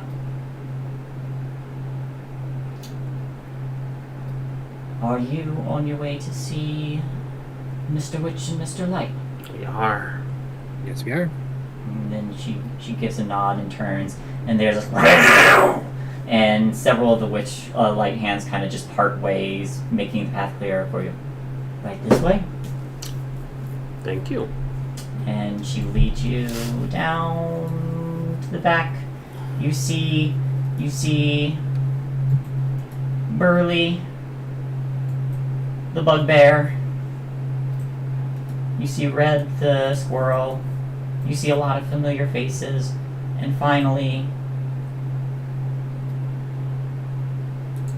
you see Mr. Witch and Mr. Light.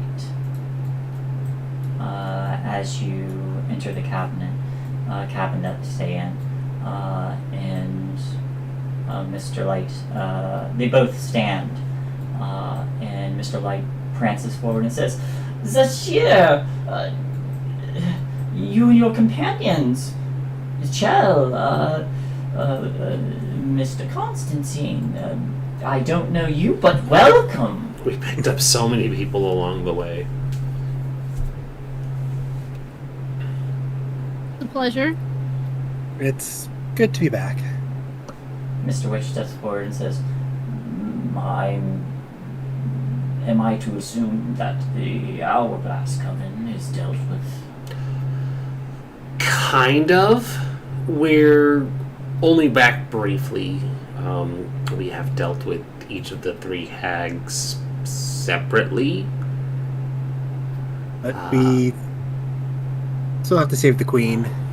And We're not finished. Mr. Light speaks up and says, "Well, if you put a bit of a snag in the Coven's plans, then perhaps we can rest a little bit easier, at least for a time. But we dare not let our guard down until Zybilna is free." No, we only needed to have a moment of respite before continuing. That much we can offer you. We'll get some the hands to set up some extra rooms for everyone. How long will you be staying? Just the night. Long enough to recover. Very well. Just give us a few minutes. You see, Can I make a request? Just a Well, safe place for a controlled fire? Well, certainly.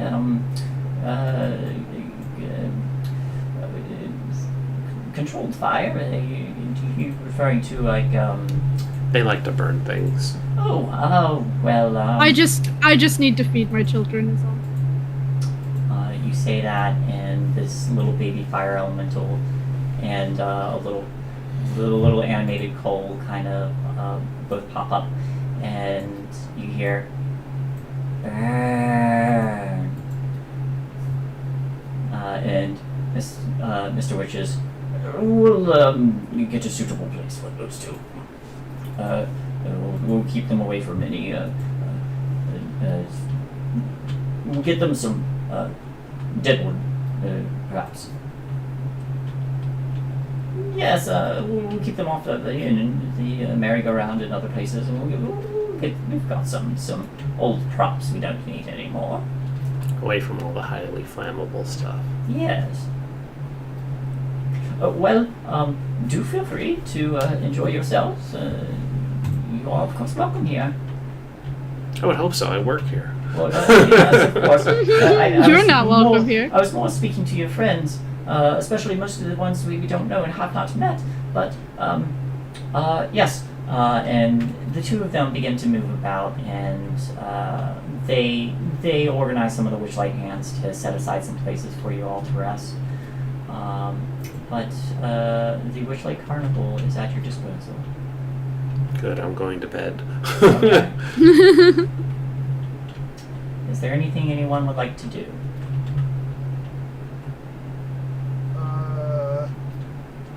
Go ahead. Attune. All right. You attune to Wolfie.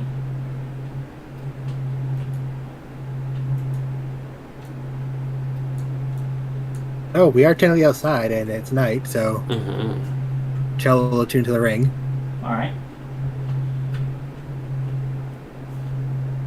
I'm gonna chill with my children as we burn things. Yep. Gonna heat things up with your children. You're given some dry old props that haven't been used in a long time. They happily dance around and burn things, and actually there are some pixies that come by and play with them as well. You're like, yeah, fire. Fire!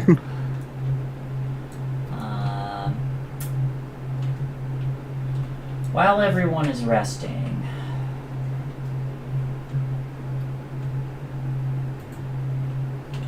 we are technically still in the Feywild. Okay, I think the scene is going to change for a little bit, and as the camera pans and some mist passes by, we're back in a craggy ravine, and there's two figures shambling about before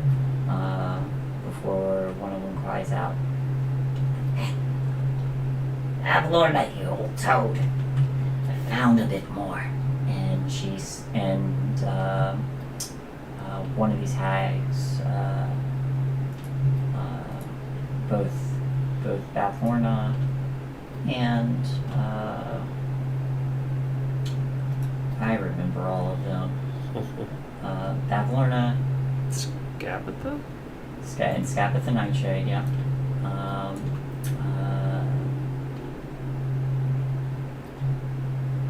Scapitha scoops up a bit more ash and tosses it into another pile. As the two of them settle down beside each other, and Bathorna says, "How long does this usually take?" And Scapitha replies, "It's not often that good old our little sister Endlin goes down, but I think it's happened once before. It takes some time. But as this time passes, these ashes begin to stir before A skeletal hand claws its way out of the pile, and then another, and then another, and then another, and rising from it is Indolent Moongrave. As she claws her way out, she says, sisters, that was too close. Well, that's what you get for keeping one of them prisoner so close to you. I separated them. Those adventurers brought them back. If you had actually succeeded in dealing with them, we wouldn't have this problem. Don't get snippy with us, little sister. It doesn't matter. They'll come back. They're going to bring fire and ice. I've seen all of our deaths. They know our secrets. We need to prepare. Our backs are against the wall. If they succeed in bringing back Sibilna, our sister, then we're going to be suffering a fate worse than death. And there's a moment where they all lean forward and begin to snicker and cackle to each other, exchanging a few words before they all nod. We know our targets. Yes, let's go, sisters. And the three of them begin to move. There's a damaged ornithopter. There's a lack of flying items, so they begin to trace somatic components and whisper arcane words as they all begin to take off and fly in various directions. The scene changes, and we're back in. We are back in Hither, particularly in particularly in Downfall. The Soggy Court begins to move around these bullywugs, maintaining some level of semblance with Bathlorn gone. The one you had befriended,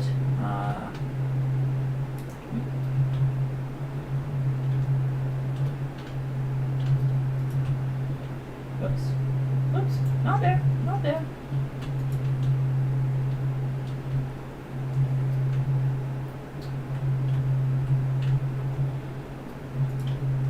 Here we go.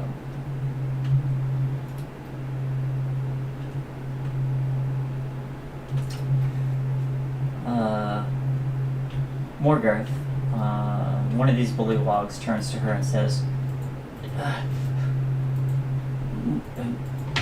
Lady Morgarth, there's something on the horizon. And she goes, quickly, show me. And they climb a tower, and there's a rolling, gaseous cloud that begins to come over Loomlurch, darkening it once again.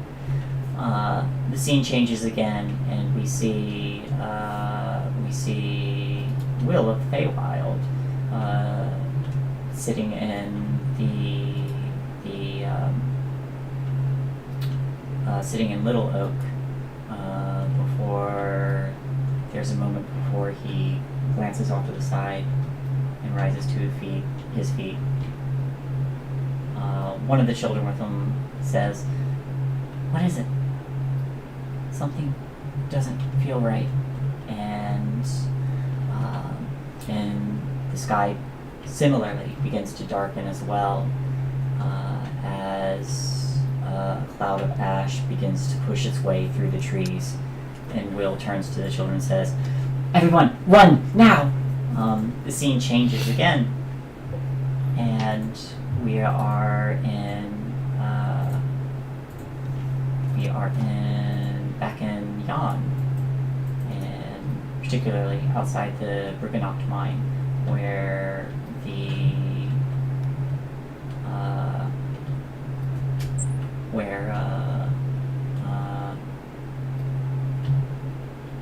Sophia, the former Sopig, is playing with the Goblin Child, and kind of glances up, seeing the sky begin to flash with lightning, and she just instinctively grips the symbol of the Summer Queen, and then that scene changes as well, and you all complete your long rest.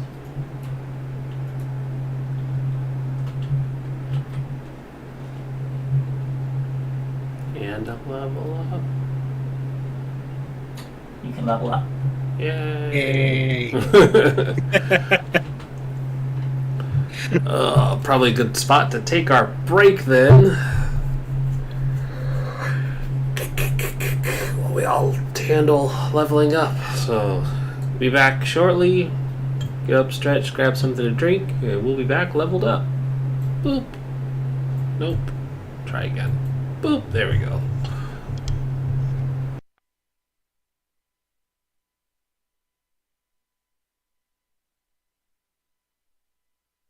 Right Now back. the question is, warlock level or paladin level?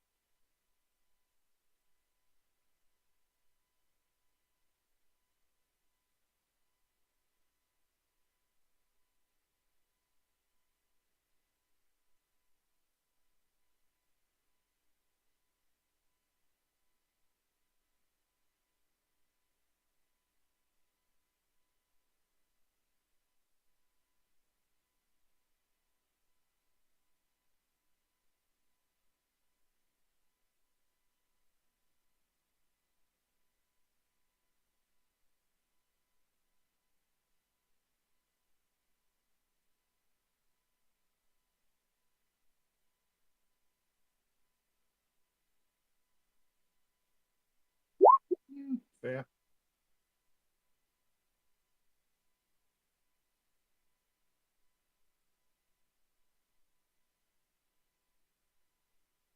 I take a paladin level, I can get Find Steed. Theoretically, I could keep Sir Mitt here.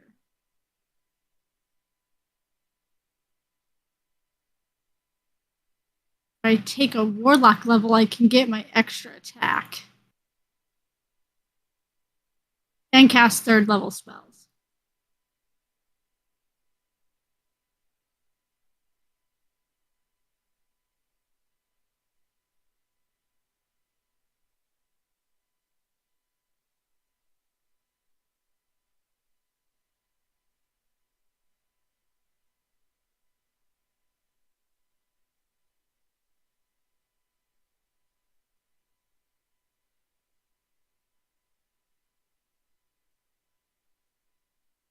Oh, that's wrong.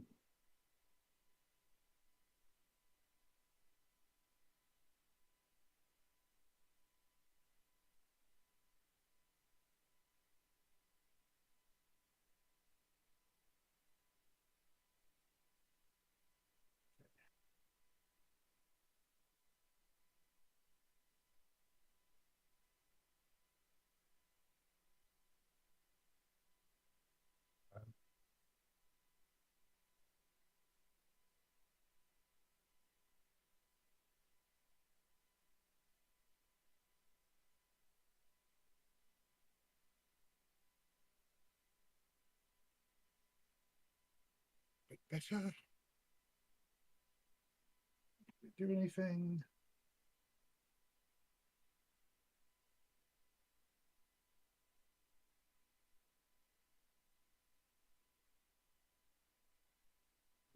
Okay.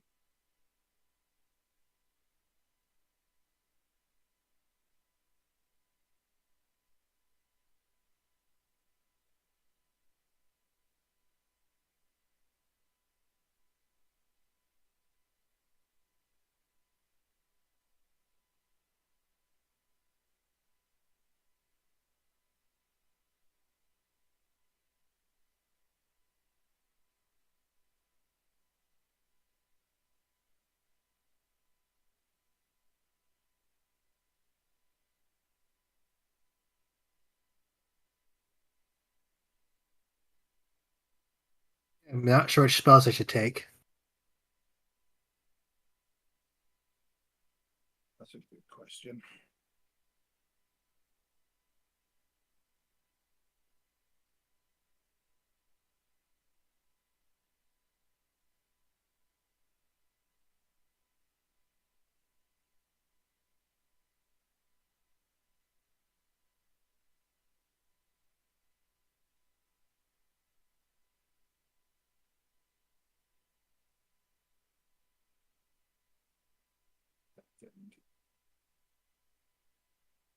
That's tempting.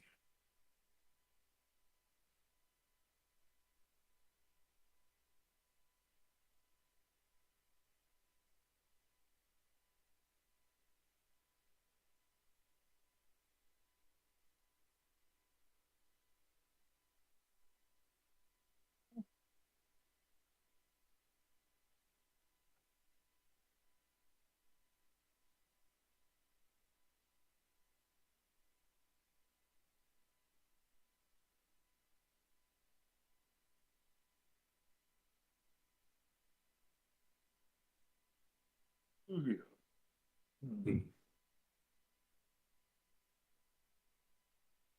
And again, that feels like I'd be stealing Cinder's thunder.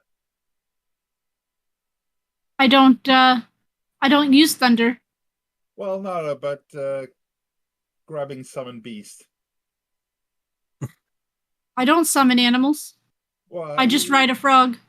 all it does is summon a spirit of air, water, or fire. Hey, she would be happy for more fire. Or air, land, or water.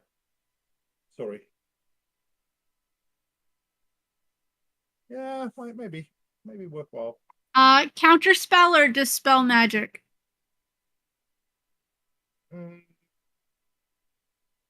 How's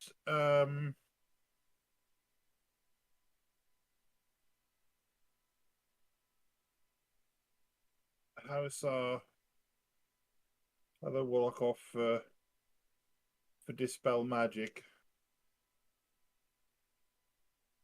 I think I don't know that we have anybody with counterspellers yet, so that might be. I have counterspell, yeah. You do, okay. I am currently learning dispel magic, but that's gonna take another at least 3 nights. Because I'm learning it from a spell book, so 2 hours a night.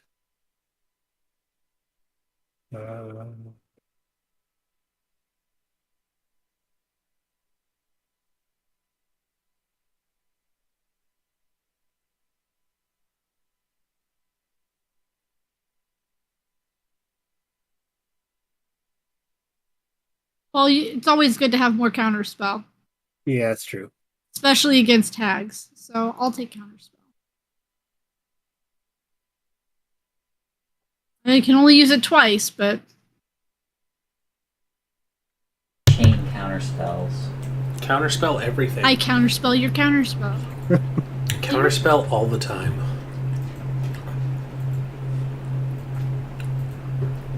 Is everybody back and ready? I'm still picking spells. Oh, that is important.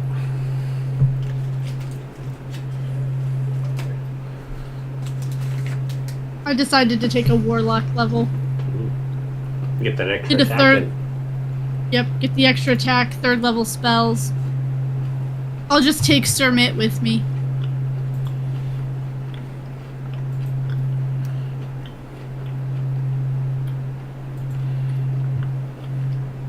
I just don't know what to choose.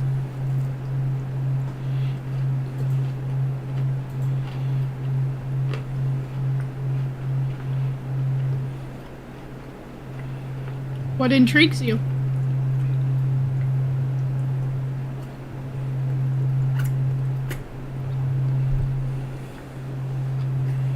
Wait, summon elemental, which I need for that.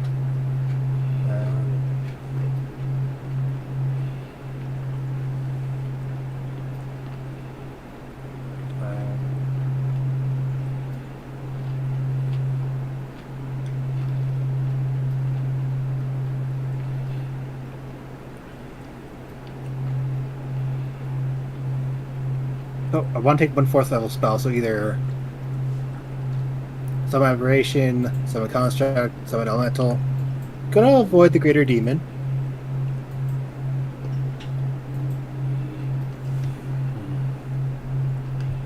Do summon either demons. any of do the summoning ones? Do you need material components for? That cost Yeah. money. Do need a Golden Lane vial worth 400 gold, but thinking if I'm lucky, I might be able to buy it here. Do you have 400 gold? I have a lot of different items that are could add up to that.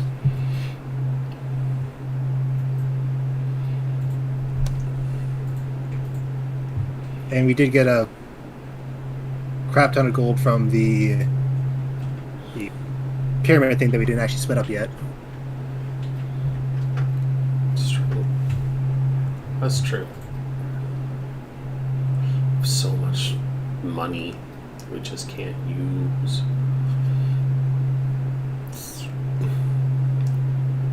Give us money.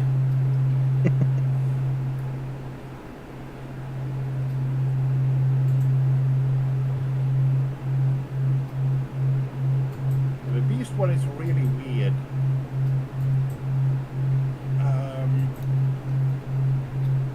A feather, a tuft of fur. Okay, so far so good.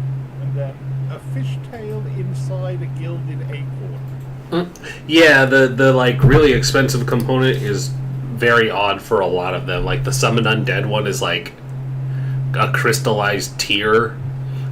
Hmm. It's just like, oh, you just leave one of those lying around. It's fine. Need to double check something because hopefully I can actually get an enemy object. So that is a 5th level spell. Crap baskets.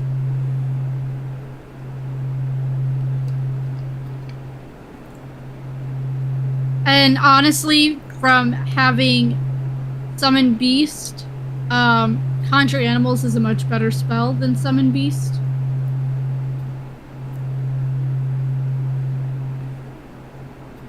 I can actually then conjure animal. This is not on my list here, which I find weird. And the material components for it do not cost, if I remember correctly. I could be misremembering.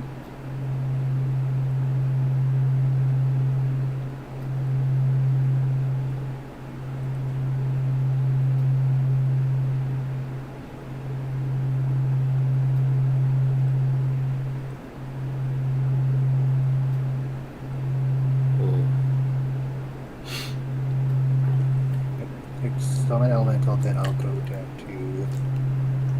While we're waiting for that, I do want to just comment that the new multiverse fighting game that's basically just WB stuff, I like that they just acknowledge that Ultra Instinct Shaggy is canon now.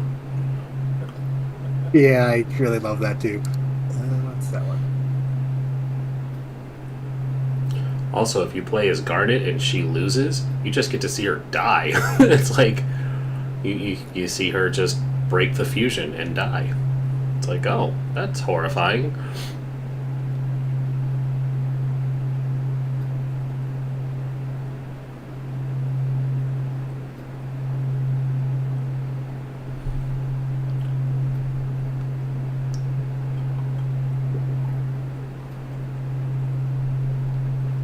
I'll take enhanceability as well, because I figured that might come in handy at some point.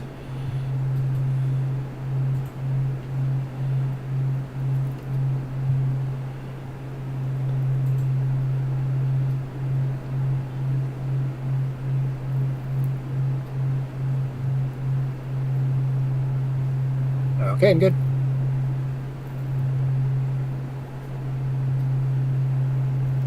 Okie dokie. Anybody else need time? Nope. Cool. Well, then, just a brief review of what I gained. Hit points, an extra key, Evasion and stillness of mind.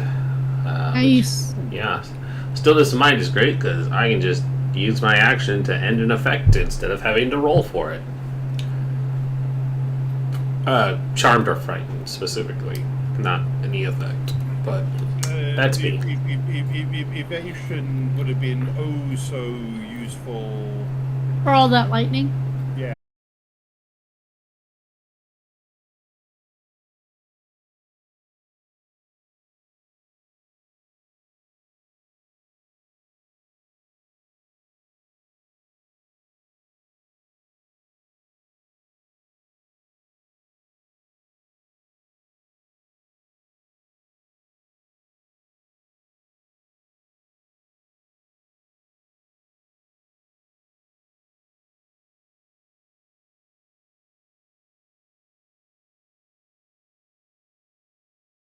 Go to the couch soon so I can list it in high. Have a good evening.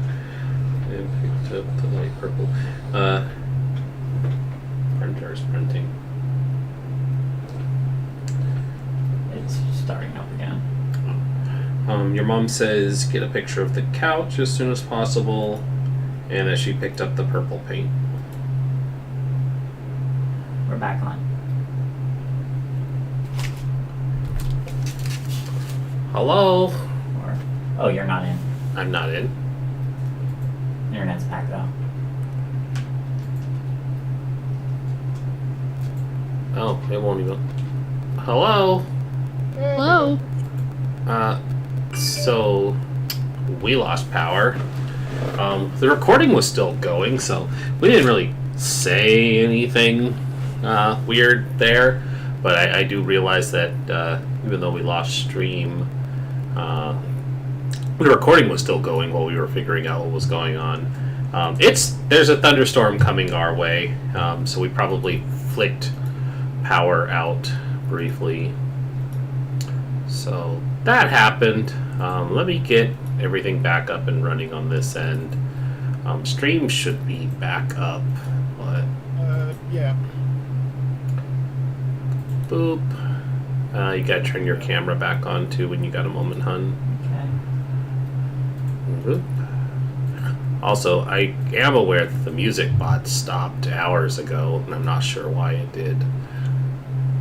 But tell that to. Oh, it did. Yeah, I don't know why it does that when I clearly tell it to keep playing the songs. It's just like I'm tired of playing music. Let me stop.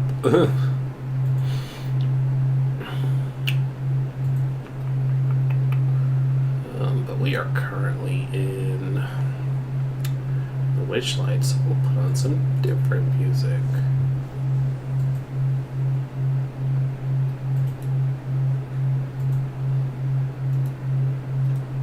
I don't know why my computer went out. I have a battery backup. Well, I mean, it did. I don't know. It shouldn't have. It really shouldn't have.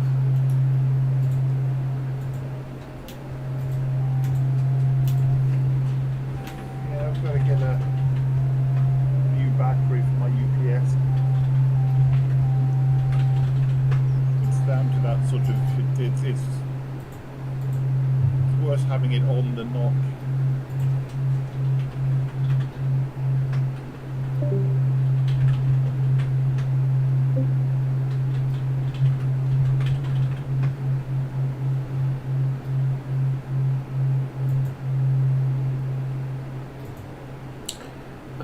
So yeah, that was my level ups. What did everybody else get? I got 3rd level spells and an extra attack.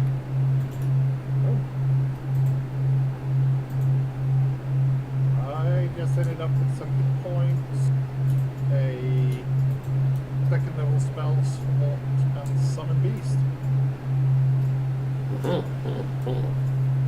I now have 4th level spells. I took some elemental and enhance ability. Nice. And don't let Cinder strong arm you into only summoning fire elementals.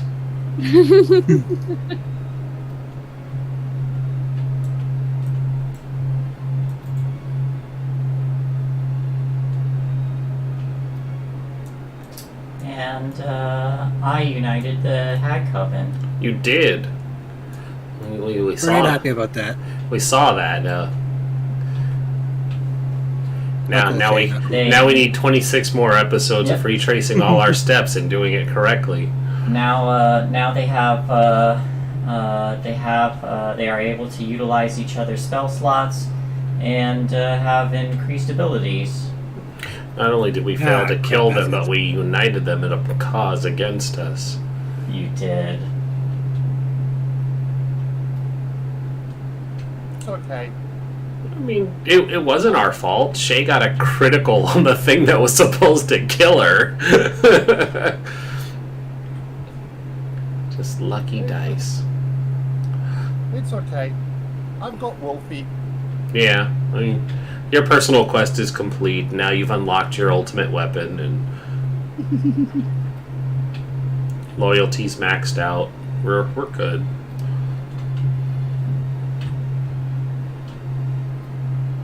Well, you all have just about completed the penultimate chapter.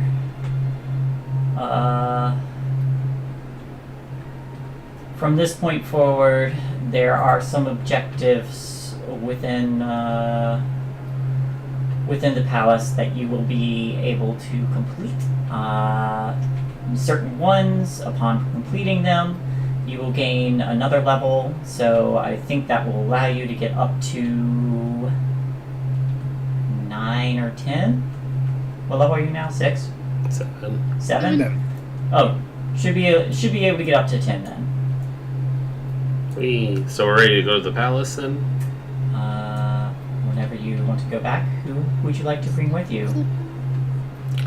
I mean, Oak's got to go back with us. Elkhorn. I is need to see if I joining can you. buy something first before we go back, though. Sure. What would you like to do? I want to talk to Mr. Witch, Mr. Light, to see if they would know if I'd be able to get a gilded vial from them. A gilded vial. Or I think costs 400 gold coins. A gilded vial worth 400 gold. It's for a I'm willing to pay summons- for this. It's for a summon spell. This is very interesting. Well, let's see if they have it.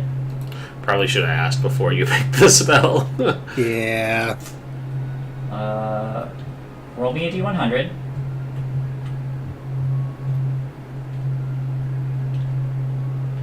Does it change my odds if I say you're the best DM in the world? You know where we need to go? You know who's got a butt ton of gold and just spins things out of it? Oh, that's true. You could ask him to make it if it doesn't show up. True. 72? 72.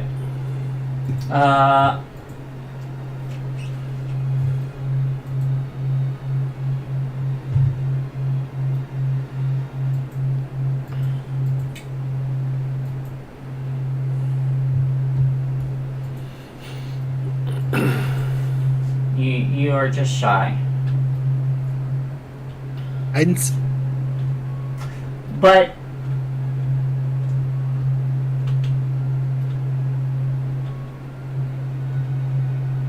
you ask them for a gilded vial. They go through all their belongings, or all these different files that they have. You can't quite find one for you.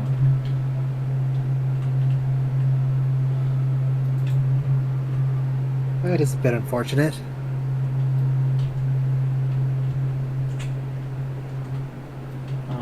Whilst they're going through, Sorry, go on. yeah, I was gonna say, whilst they're going through, although this might more be something for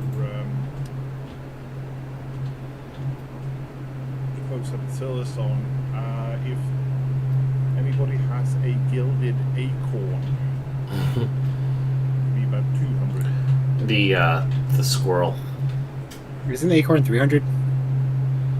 Roll me I do d100. actually have that. My one is 2.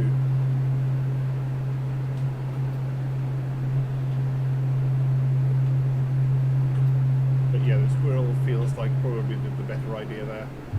The best person to ask. The one with all the nuts? Mm-hmm. They would be the one to know. Yep. So roll me a d100. Let's see if they have it.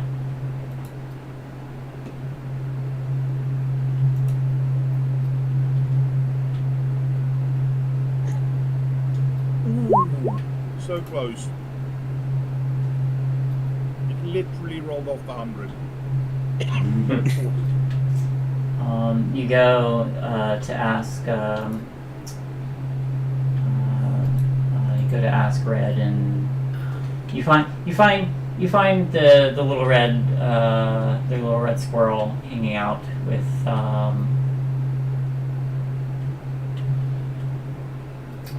Northwind. Bloop. The little Trentling. But you ask, and Red's like, I'm afraid not. I would give anything for a gilded acorn. Yeah, we'd all kill for some gold nuts. Had to ask. I'm sorry. Do you have I a regular cannot- acorn? Oh, I have many regular acorns.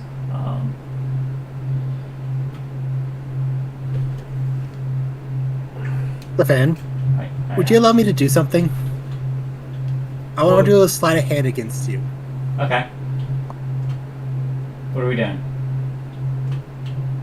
Ella's gonna slip Constantine something to his pocket. Okay. Come on. 21. What are you slipping into his pocket? Gilded Acorn, the child got in like episode 7. Okay. I think a 21 beats your passive perception. Mm-hmm. We're talking Uncle Constantine here. Mm-hmm. 7. Uncle Constantine, maybe you should just check your pockets. You might get lucky.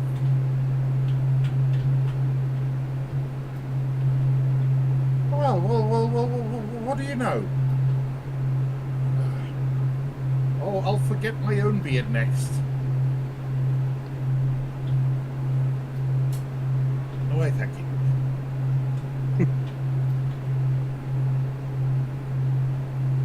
Oh, just a big smile. Red kind of looks up at you and says, well, if you're looking for any other gilded items, you could wait until we enter the prime material plane tomorrow and venture out, although of course time does get a little wonky in the prime material plane, not like it is in here where it's nice and stable. Oh, no, I have no real desire to go back home. I also don't think we have enough time. We should be getting back. Northwind says, but you are home, Zashir. I know. This will always be home. You can stay here with us forever. Not if you'd creepy at like. all, but I appreciate that.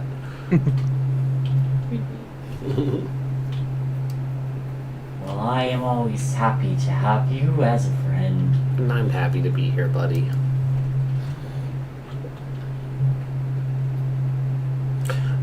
Just be careful around Cinder. She's a nice person, but you're made of wood, so... Yes, I am. I will have to be very careful if I am ever to meet her children.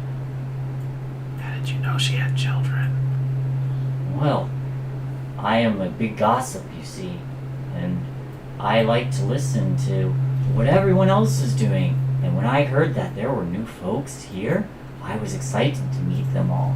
And then I heard some of them were made of fire. And that sounds very interesting. Except I am indeed made of wood and quite flammable. Yeah. So I must be sure to moisturize before I meet them.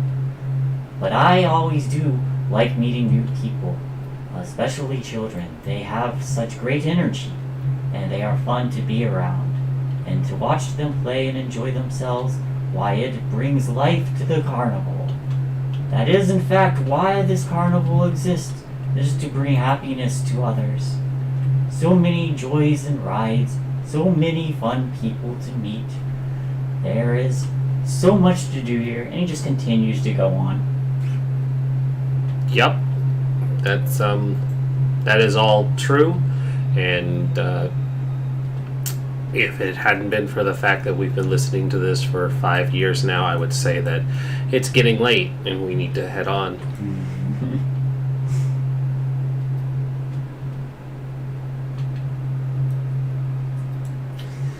Well, do come back and bring many stories to share with me.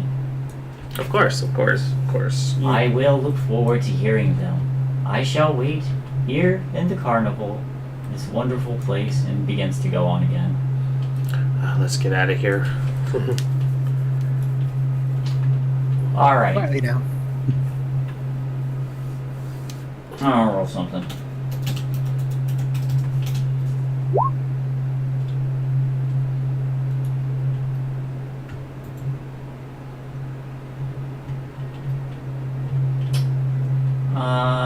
As you are leaving,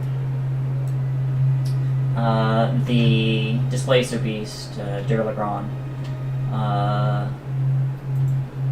comes bounding up, and there's Gleam and Glister are following as well. Not quite as fast as the Displacer Beast, but Durlagron approaches and says, I heard Mr. Witch and Mr. Light were trying to find a specific item that is meant to aid you. Oh, what's that? Yes, Who was looking for this vial? Oh, that was me. Yeah? We got lucky, and sifting through the lost items, I found this. And produces a small vial with gold embroidery. there you go. That is lucky. She just This is Take- fantastic. consider it a thank you for bringing Star back to me.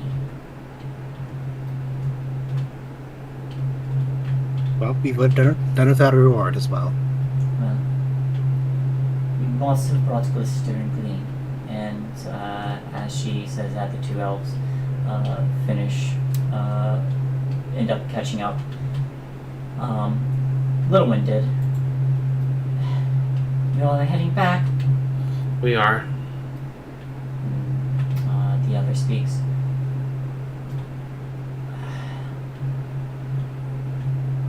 Indolyn's not going to die permanently unless there's an eclipse. Do you think she's coming back? Well, we know she's coming back. We didn't do the eclipse. No, I'm... We bring along.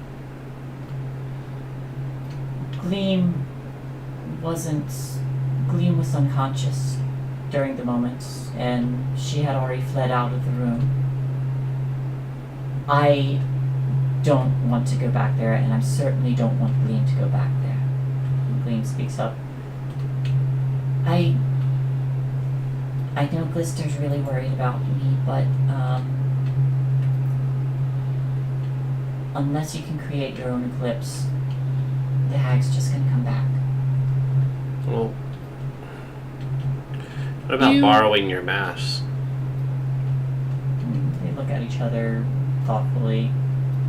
I know it's a big part of your shtick, but We only need a sun mask. You have a moon mask already. There was a moon prop, not a moon mask. Big and- difference. Yeah, and it was, So we have it. We have a moon. you have it. It weighs 50 pounds though. Oh. But the two of them look at each other, and there's a little bit of thought. And the two of them take their masks off, and they extend them to you. you gonna be all right without these? Well, we live, but they are precious to us, so We'll only be gone for a couple years. You don't need to worry about that. Well, make sure to keep yourself safe first. We can get other masks if we need to. Mm-hmm. You'll be sure to return them before you do set. There's a moment before they kind of like glance to each other, and then they both grab Zashir and give her a hug. I'll hug back. You guys take care of each other. You take care of them, okay? Mm-hmm. And before they break the embrace, they both kiss you on either side of the cheek. Thought your hammock was only big enough for two. One of them was missing. Just kind of just collar.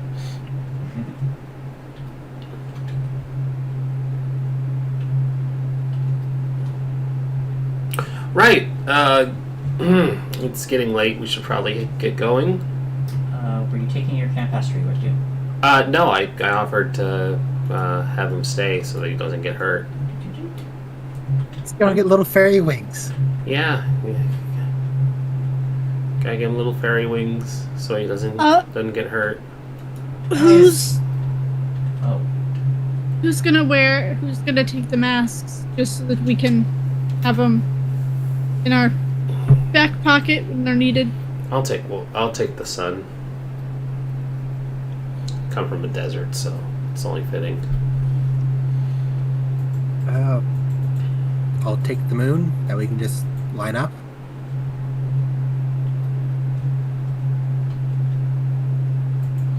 Cool.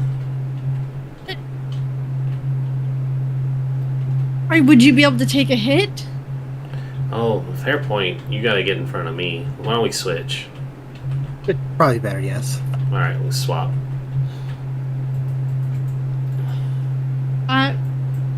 Can you... Zashir? No, Zashir. I know Zashir can take a hit. I can take a hit now. Shell. They're gonna come for you first. Well, Hags aren't stupid. I'll have you and Zashir up front. Yeah, it just And we means hit them hard fast. just gotta do a good job of keeping them away. The old razzle dazzle usually works. But I mean, I can't protect either of you from a spell not aimed at me. And I can handle that. same. Apparently, I've learned how to avoid being in spells by just not being there. In theory, anyways. I haven't put it into application yet. I mean, I'm less worried about you this year. You just fell from Yeah. stories up. And I should be look at dead. Here. It's the wizard that I worry about. Yeah.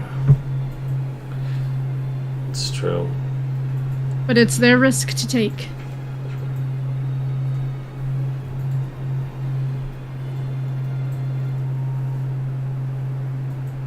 Back to the palace. Finish what I came here to do. We. We.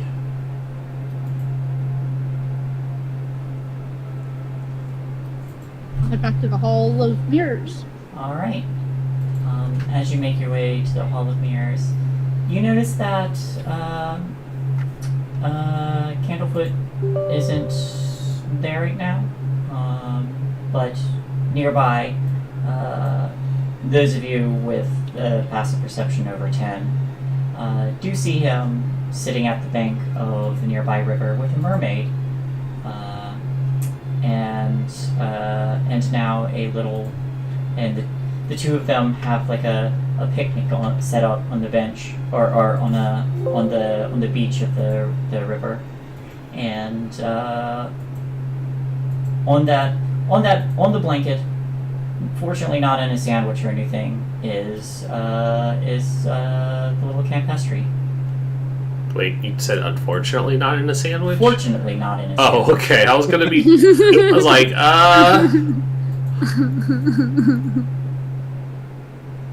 Okay. Yeah, that No, is good. your campestry is fine. Yeah, better be. Deliciously safe. Deliciously safe. But you all enter the Hall of Illusions and pass by the mirrors, seeing various ages of each other. As you near the mirror in the back where that you had marked the previous day, before reaching it, Chell, looking in one of these mirrors, you see another figure walking alongside you. When you look back, you don't see their reflection, but it's a very elderly figure,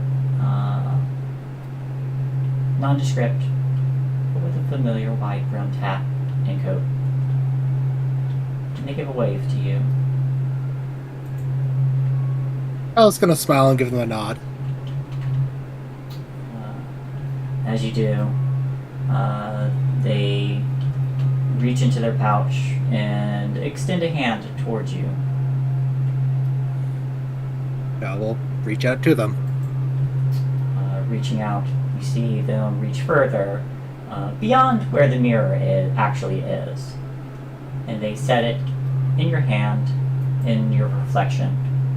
They smile, and they turn, and they leave. In your hand is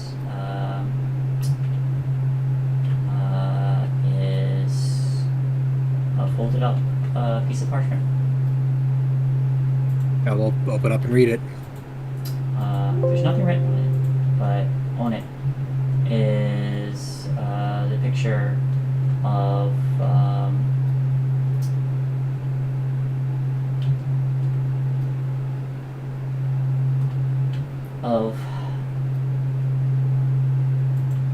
it's like a child's drawing of a family. Very simple, but there's a figure there that looks like it could represent your mother. Another wearing a nice hat, and a smaller figure between the two of them. You have a charm, so roll me 1d4.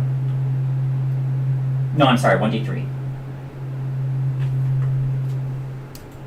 So 1d6 by half. So 2. 2. Yeah. So, you have 2 uses of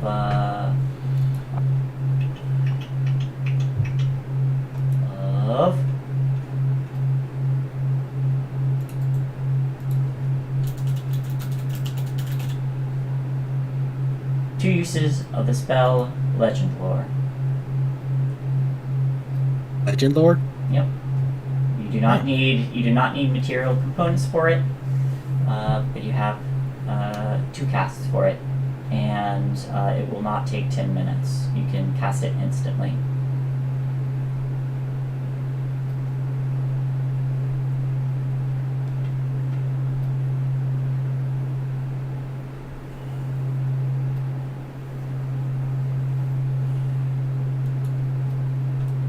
I don't actually know what that spell does. Oh. Well, let me read it for you. Name or describe a person, place, or object. The spell brings to your mind a brief summary of the significant lore about the thing you named. Oh, this isn't what I thought the spell did. The lore might consist of current tales, forgotten stories, or even secret lore that has never been widely known. If the thing you named isn't of legendary importance, you gain no information. The more information you already have about the thing, the more precise and and detailed the information you receive is. The information you learn is accurate, but might be couched in figurative language. For example, if you have a mysterious magic axe on hand, this spell might yield this information. Woe to the evildoer whose hands touches the axe, for even the half slices the hand of evil ones. Only a true child of stone, lover and beloved of Moradin, may awaken the true powers of the axe, and only with the sacred word Rudgenog on the lips.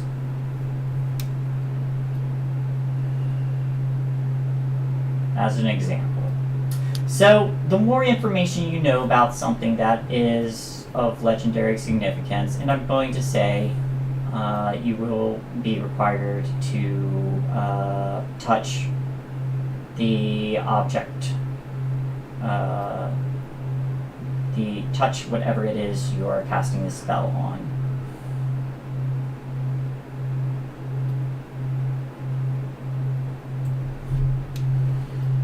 But the more I information... can think one object that's really important for that. Hmm?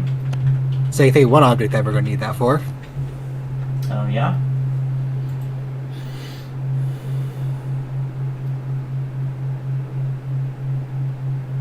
I will fold it up and put it in our pocket. When you look back, the elder figure is no longer there.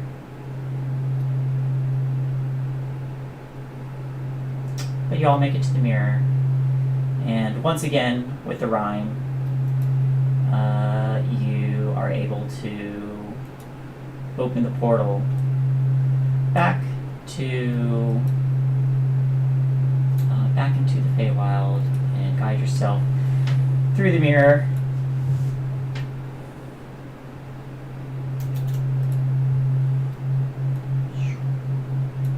Back to the Motherhorn. That's a good place to stop.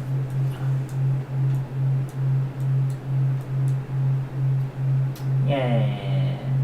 Good job, everybody. Woo. That was an episode. Quick question.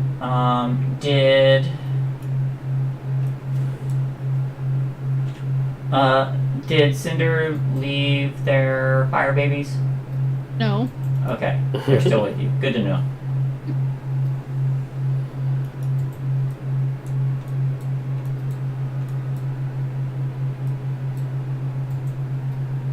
But we can stop here.